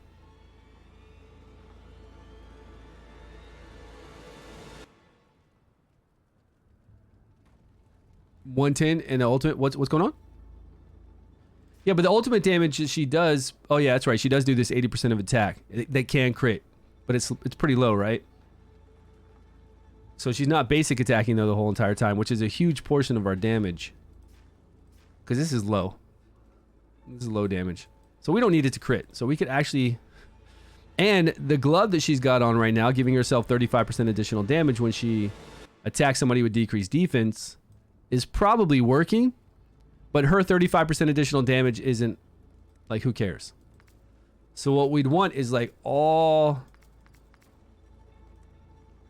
I feel like her attack's pretty high though, is the thing. I mean, dude, she's rocking 5,259. Plus, when she zones in, she's going to get 15% additional attack from this artifact. She's got really high attack, and she's insane gear. Plus, whatever critical damage we have, which is only 87 times 4, she's getting that as additional attack. I don't know. I feel like she's got a lot of attack. 60% additional here. If we went slingshot, I don't know if it'd really be that much more. Say we increased her attack by 1,500. 35% of that 1,500 given over to him. Plus, we're losing her damage. Like her 5 million that we just saw her do is definitely going to drop down because she's not critting. She has higher attack, yes, but it's not going to be 5 million. I don't think it's going to equal out. I think once you start giving him a little bit more damage, it's going to lower her so much. They're both small numbers. It probably would increase his damage a lot, and he's doing like 80%. So yeah, it could play, but I still think it's going to be around like 45 million. I'm happy with 45 million on both. We're not trying to do best artifact. Oh, you want to see if the... Okay, let's go back to his Polta then, because we don't have to worry about her dying. Let's see if he breaks 45 million with the Horseshoe versus... Okay, we can try Horseshoe versus...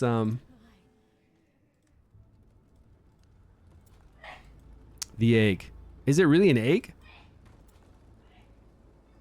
It's too late to ask I will for make mercy. the talisman pay.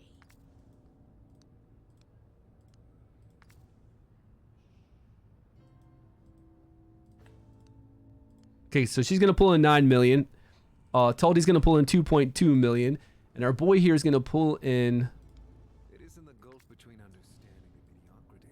Where's the egg? Draw ever nearer to the perfect truth. Ah, crap.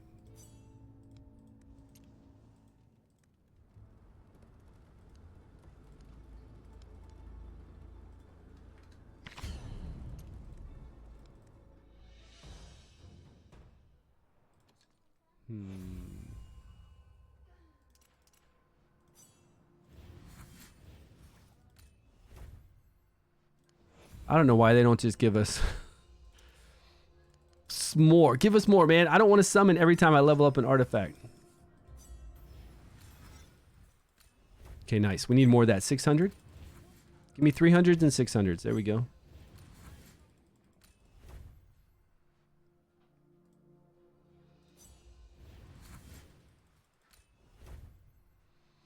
You're not convinced she's not bugged? Remember that one time you used her and that the damage didn't go up at all? Yeah, it didn't go up at all, right? And if you looked at...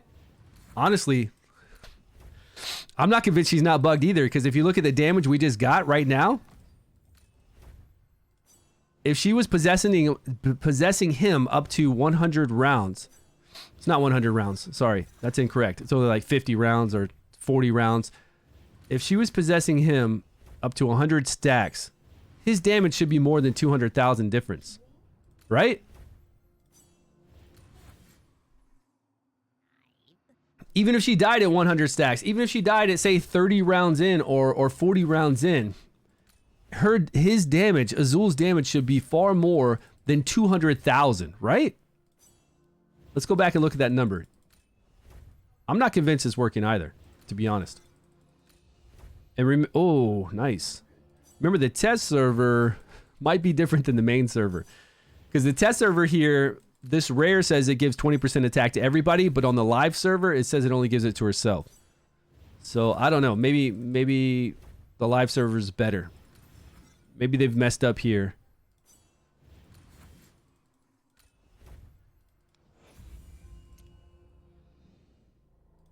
Right? This doesn't make any sense. Even though she died early? No way. There's no way that she was alive for even 30 rounds to enhance him, and he only went up damage-wise. You know, he finished the fight, though. He went to 150 rounds, so he finished the fight, and you're telling me he only went up 200,000. Exactly 200,000 damage with her possessing him? No way. Something's wrong. Something is wrong. Because the difference in damage right now is all off of her doing damage, but that should be picked up because she's increasing Ozul. Yeah, that's not possible. Right, it's not possible. There's no way it's possible that she went this many rounds. Okay, but we can test this on the test dummy, correct? Easily test this on the test dummy.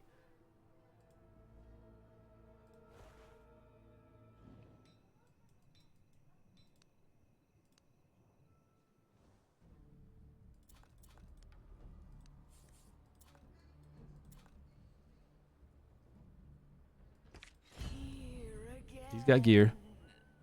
We'll put gear back on her. It is in the gulf between understanding and mediocrity that we draw ever nearer to the truth. Doesn't matter. I just want a number. Let's put that on him. Her, I just want her to have some attacks. So let's get back to 5,800 of attack. So whatever 5,259, which is going to be enhanced by 15% more. Whatever 35% of that is. 35% of that of her attack is possessing the target.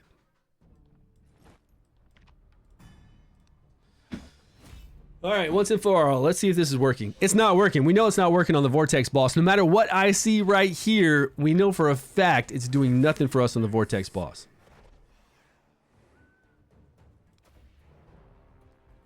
13,870.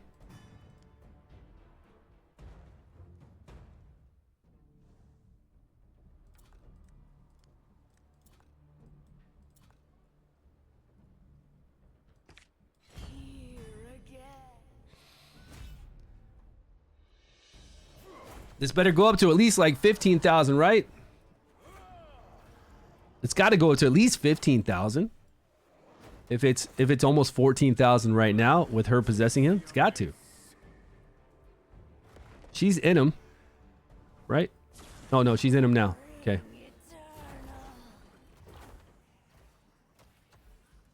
It looks like it went up. It's up at 18. 19? Why is he doing like stomp damage? I mean, she's got her ultimate going off there and then her battle skill going off.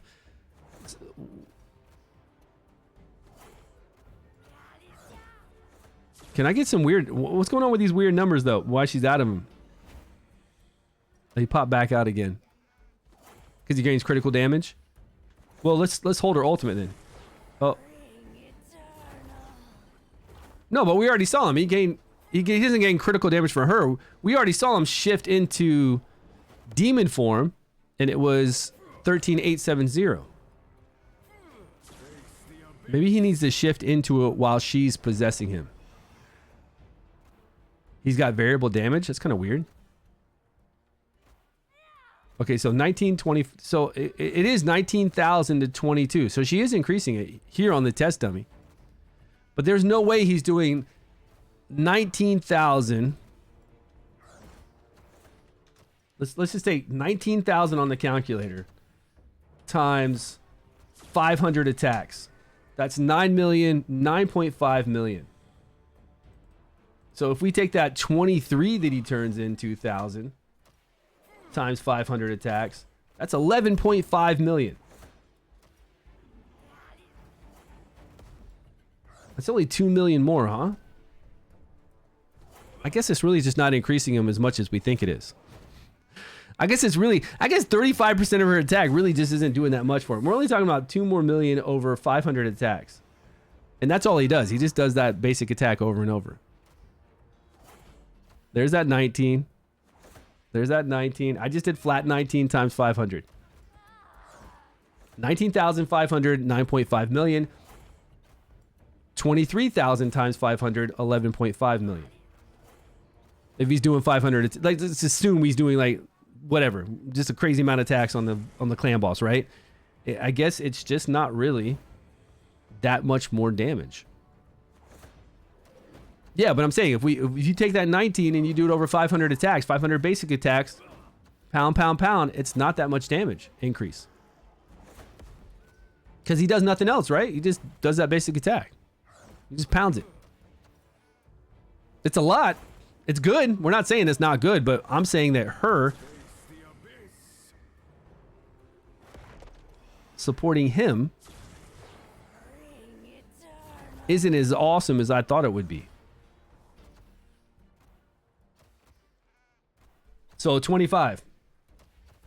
And I did it as 23. Well, now it's like, is it 25? He's got a stomp attack. 25. Let's just do 25,000 times 500.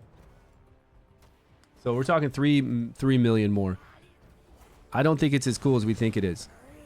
I don't think he's doing 500 attacks on a vortex boss anyways. If he is doing 500 attacks, that's a long fight. But if he's staying in demon form the whole entire time, and he doesn't have Daphne on him the whole entire time, right? She jumps out, she jumps back in. I think that's the issue. Is that she's not on him 100% uptime too. So right here, the difference of 3 million over 500 attacks, it's not, I still think it's not as cool as we think it is. And we can see that because of the numbers we have when we run her on the Vortex boss and she possesses people. Like when we see this. So I'm wondering now, this one up here with Espolta, Taldi, and Daphne. What if I do Espolta, Taldi, and Sifla, this rare? Did I do that? Oh, I did do that. 24 million. Okay. Oh yeah, that's right. Because Daphne generates a lot of shadow energy. Here's the thing with this one. All right.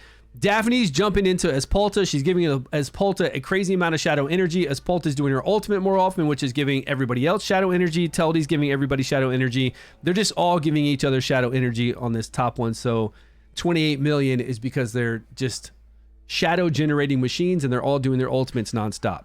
So that's why this one is, that's why Espolta is doing 16 million as opposed to 10 million.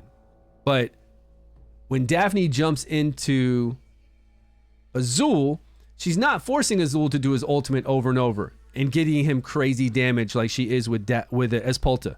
Espolta, she's like, hey, I'm in you. Let's do your ultimate over and over and over and get that damage up. You're already doing it at 15-second intervals with the eyeball. Let's get you faster than 15 seconds. And I'm ramping your damage up with additional attack too. With him, you're just jumping in him and he's just getting that additional attack.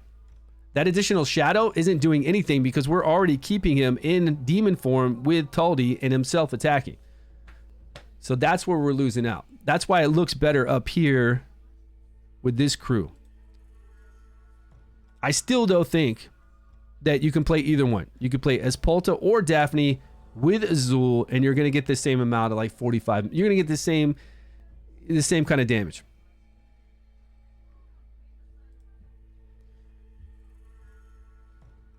He's still battle skills in demon form. Yeah, but battle skill goes off of your skill haste, not off of shadow energy. All their battle skills are off of skill haste and their timing. So it has nothing to do with shadow energy. Shadow energy is only your ultimate. So that's what I just said a minute ago is exactly why she functions so well on that other team with Espolta and does well for him, but not as well as enhancing Espolta because she's having her do her ultimate over and over, which is then helping everybody do ultimates over and over. Him, she's just giving him 35 additional percentage of attack. That's it. That shadow energy is doing nothing else. It's wasted.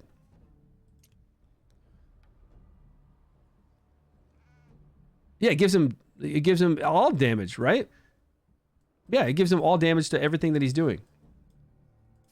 But still, it's not forcing him to do like a move faster, like an ultimate faster, like she's doing with Espolta.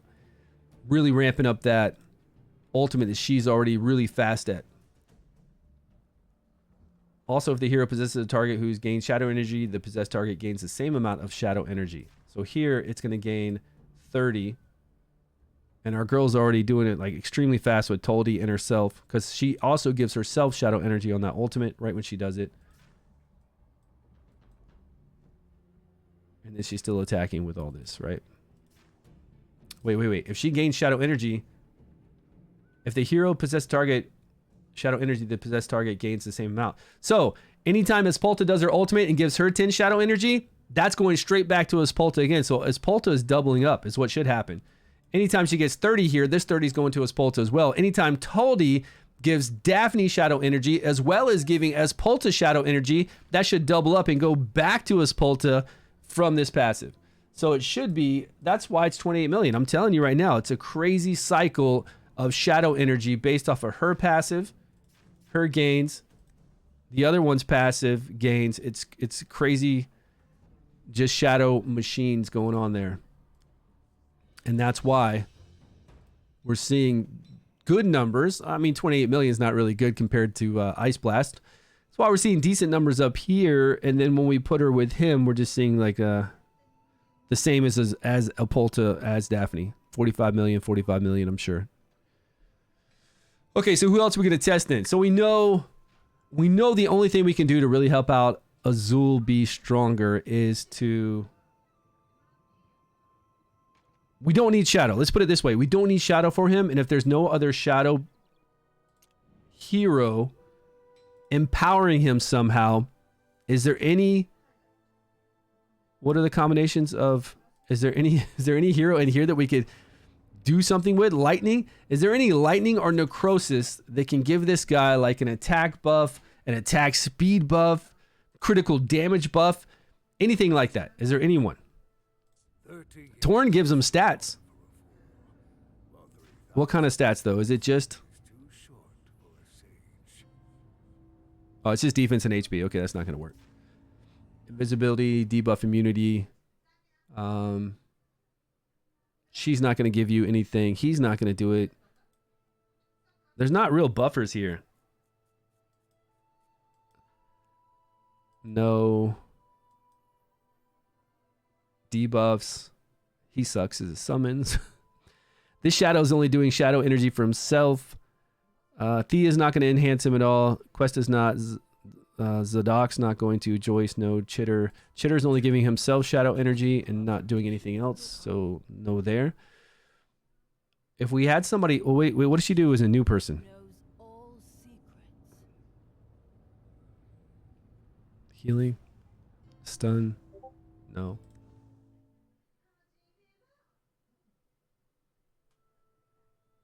She only gives the marked target. Time is right. Debuff immunity and enhanced healing. Yo, Boogie, what's up?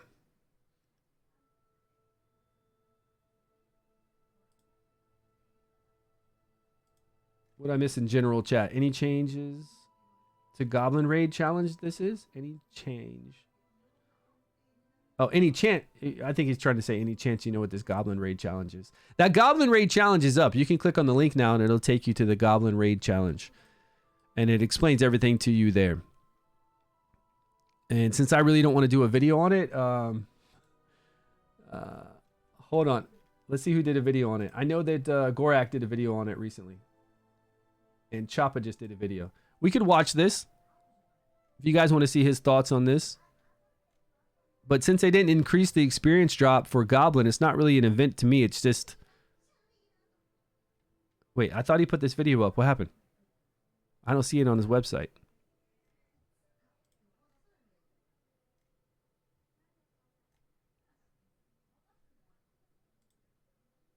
Hello everyone, this is Gorax. In today's video, we will do it. Okay, we'll look at that in a second. Devrick is debuffs. Debuffs. She'll give attack speed, but only to summons, right? Attack speed, attack to all undead summon units. That'd be cool if it... Wait a minute. He becomes undead, right? He's not a summon unit, but he does become undead. 50% attack speed, 20% additional attack. That'd be hilarious if it put it on him.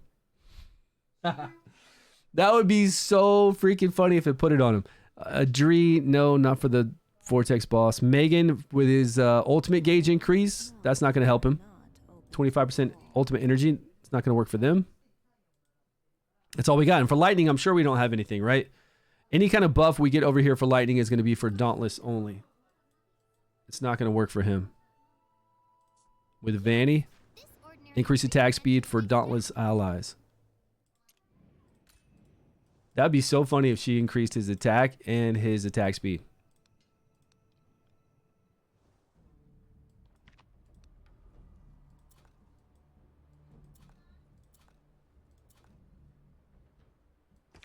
What? You need my help?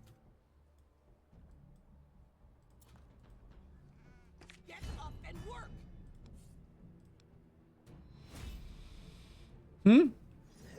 What's going on with Shaltar? Shaltar's battle skill does what? It gives somebody something?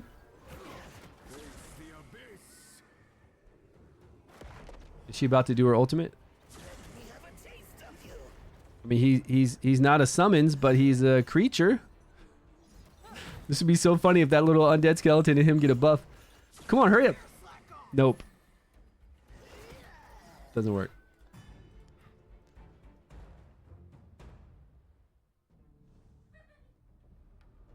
Oh, Shaltar, you're saying does some kind of buff. Does he on his battle skill?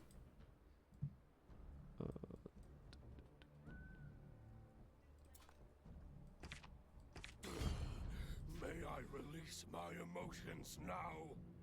Oh, attack up 15% for 4 seconds. That's it? Grants a lightning shield and 15% attack up to an ally for 4 seconds.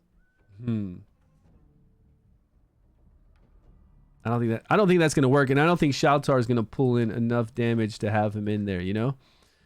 Like we put this he's got gear on right now. That's kind of funny that I've already got him geared up. Hey man, I'm game. I'm down to clown around. Let's see what we can get over here. At least for the first minute, see how it works. He's already geared.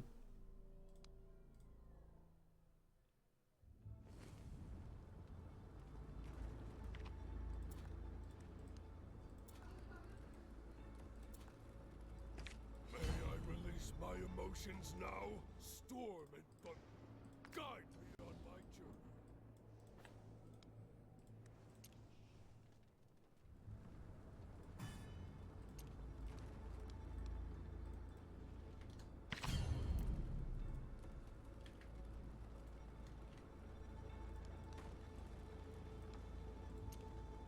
So, battle skill? Let's see what kind of damage. He's going to do really low damage. Shaltar is. He's going to do extremely low damage. Even though we've got 2 attack speed increases on Ozul. So Ozul should be attacking pretty quick, but he's not dauntless. And he's not like multiple attacks at once, like all those attacks at once, right? So he doesn't function like a dauntless either. Did we even see an attack increase? Let's see when he does his battle skill. We're looking for Shaltar to do that little icon that shows that he's doing his battle skill. Next to the 100. There it is. He gave it to himself. He said, I'm not sharing. Give this increased attack to myself, please.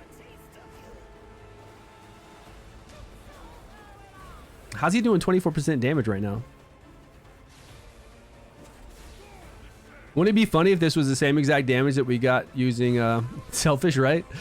It'd be crazy if it was the same damage, though, that we got earlier. The second team says, let's ruin it. Let's nerf it. No, he should. Shaltar is insane. And Tharvul is an insane person to amplify Shaltar's damage. The way Shaltar does damage is once he does his ultimate, you want as many hits flying in as possible. And Tharvul following up Shaltar's ultimate with his ultimate means you're getting insane amount of attacks. One of the best ones out there. So that will elevate Shaltar to do even more damage. Anytime I've had legendaries with my Shaltar, not talking Nesjinka, not talking like Avelius and other ones like that, Shaltar always is in the lead. Let me see what they're doing for dinner back here. Hold on 1 minute.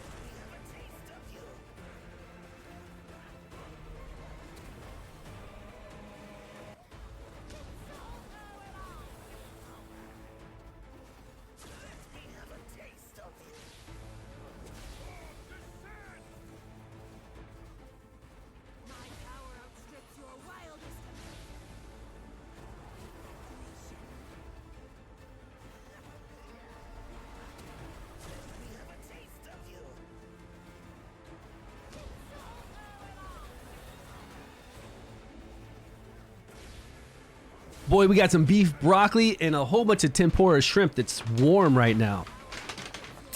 Tempura shrimp, baby.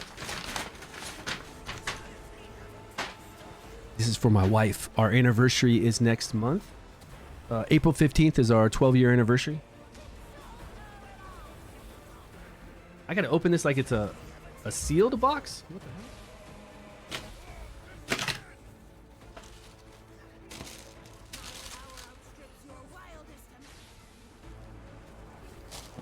Hey man, thanks.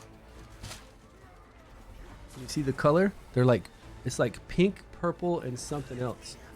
Pink, purple, and these are the Pegasus running shoes. Pretty sweet. I've got two like this, two Pegasus ones like this that I got recently because I've never been a big fan of Nike, to be honest with you. I've never been a big fan of Nike style for like regular casual shoes, but for gym shoes, I got these because they were really different, and my wife thought I was a little bit crazy, but when I wore them, I thought they were really cool because they're so different. Check it out. They're two different colors.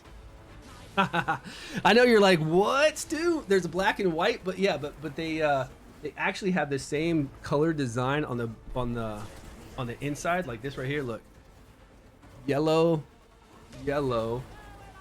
and the color scheme for the tie part is exactly the same. Like they're everything else is the same color scheme. It's just that one's black, one's white. So it's like I thought it was really cool. But normally I like ones like this, you know what I'm saying? Like Adidas.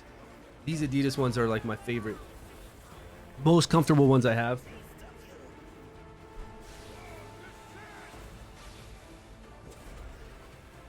And so we get the new lightning defense girl.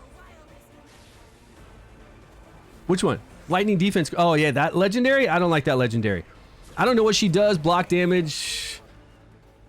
Doesn't do any damage on her ultimate, and then she only has that additional bounce effect on her basic attack. Yeah, I don't know what's going on with that. I haven't used her. I doubt a lot of people are probably going to use her.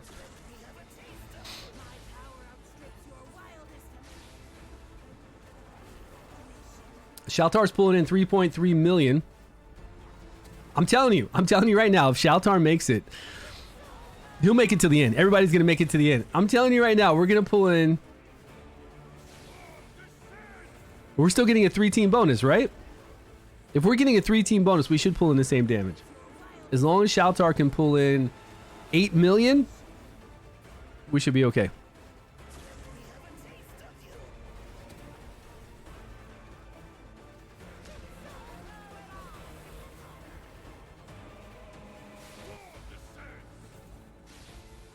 I'm ready to go eat that tempura shrimp. Shrimpies. She does some stuff. Yeah, there's not enough there to warrant playing her, especially without any damage. They just unleashed like so many new heroes. Victor. What's that really cool one that I have that I just absolutely love? I think he's broken. Sonaro. Victor, Sonaro. All the rest of those guys hit the whole entire board for damage, plus a lot of debuffs, removal of buffs with Victor. He has 100% uptime on blocking buffs with his battle skill for Victor. Plus he can lower healing received on the enemy and then knock back the ultimate gauge on anybody that heals that target with a debuff on. And he can do AoE debuffs, multiple ones, strip buffs from the enemy, and AoE damage. And then you've got Snarl that does AoE decrease attack, AoE healing, invincibility to somebody.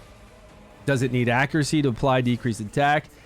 And you've got other ones out there that also do a whole bunch of AoE to the board. And then you've got this tank that gives everybody like increased defense for an ultimate.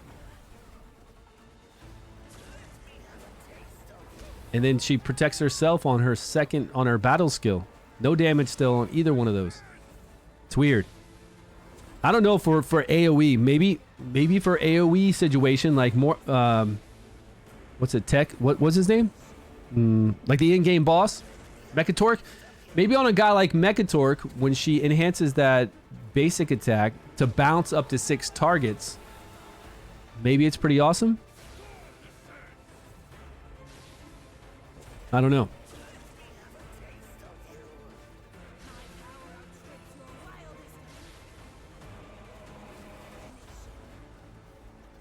Okay, I don't think we're going to make 41 million.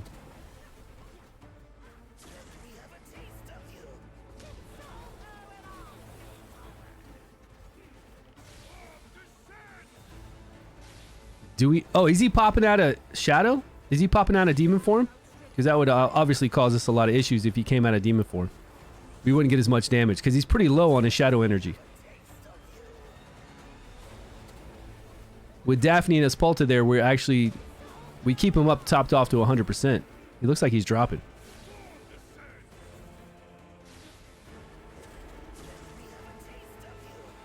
Now he's back up, kind of. I don't know. He's dropping the halfway point. Pretty weird.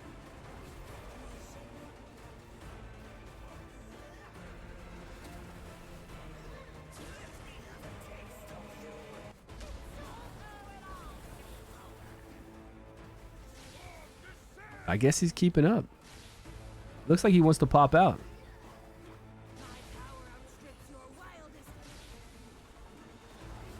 Nah, that's not that much damage. It is as much damage as using the rares or something.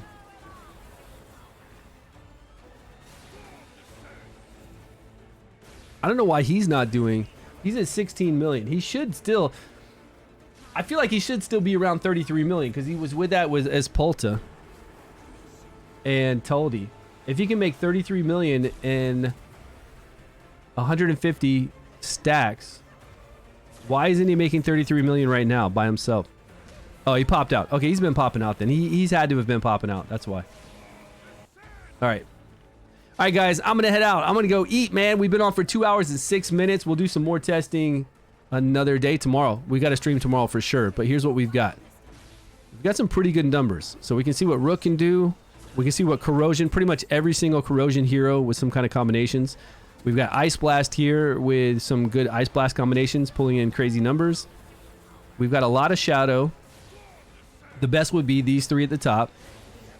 Or if you have Ozul, these. Although I do want to try Ozul with one more, but it won't matter, right?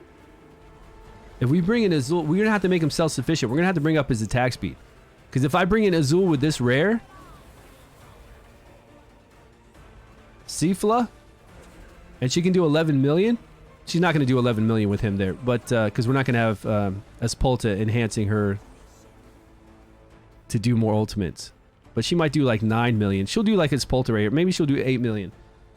The rare does 8 million and Toldi does this. If he pops out, if he isn't self-sufficient and if he pops out a demon form, then obviously we're not going to get 45 million, right? I started playing because of the video of yours. Nice. I did. I played it for 60 days. Months before it released. But I just haven't had time to play it. It'd be something I'd have to really put a lot of time into. I got 2 games that I'm covering full-time on my main channel, my second YouTube channel, God's Raid. But I just don't have time to go full-time into Watchers of Realms. And I'm really looking forward to King Arthur Legends Rise whenever it comes out. If it ever comes out. I don't know if it's ever going to come out, man. If it ever comes out or has a new update, we'll see. But right now we're doing Dragonheir Silent Gods. So if you want to play that, download it down below with the link. Or you can just go on to Steam to download it. Or any of your mobile devices, jump on there too. It's dead. It's not dead to me. Because they're going to come out with a massive new update. Now I've got some insider information that this is probably not even insider information. This new update changes everything. Everything that we know about King Arthur Legends Rise, everything will be changed. Even the vigor system they showed us is different right now. Boss battles, mechanics, the vigor cost for everything has actually been standardized. I don't like it as much because I liked it when the uncommons had a much lower vigor cost. But overall, it's better because the legendary vigor costs are much lower. Boss battles, all that kind of stuff. Everything's changed. The only thing I need to see changed, though, is whether or not it's going to be pay to win as far as being able to equip equipment. If you have to have multiple copies of a hero to equip equipment, then I'm out. I'm still not going to play it. But they got a massive update coming out, and it was already supposed to come out. They're just... I mean, this game was supposed to come out a year ago, so they've been working on it really hard.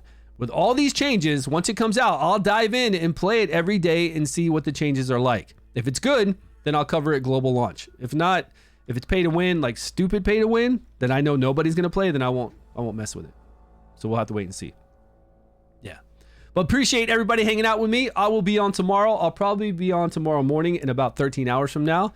I'll get on early, knock out a couple hours. You guys might not be awake then or here.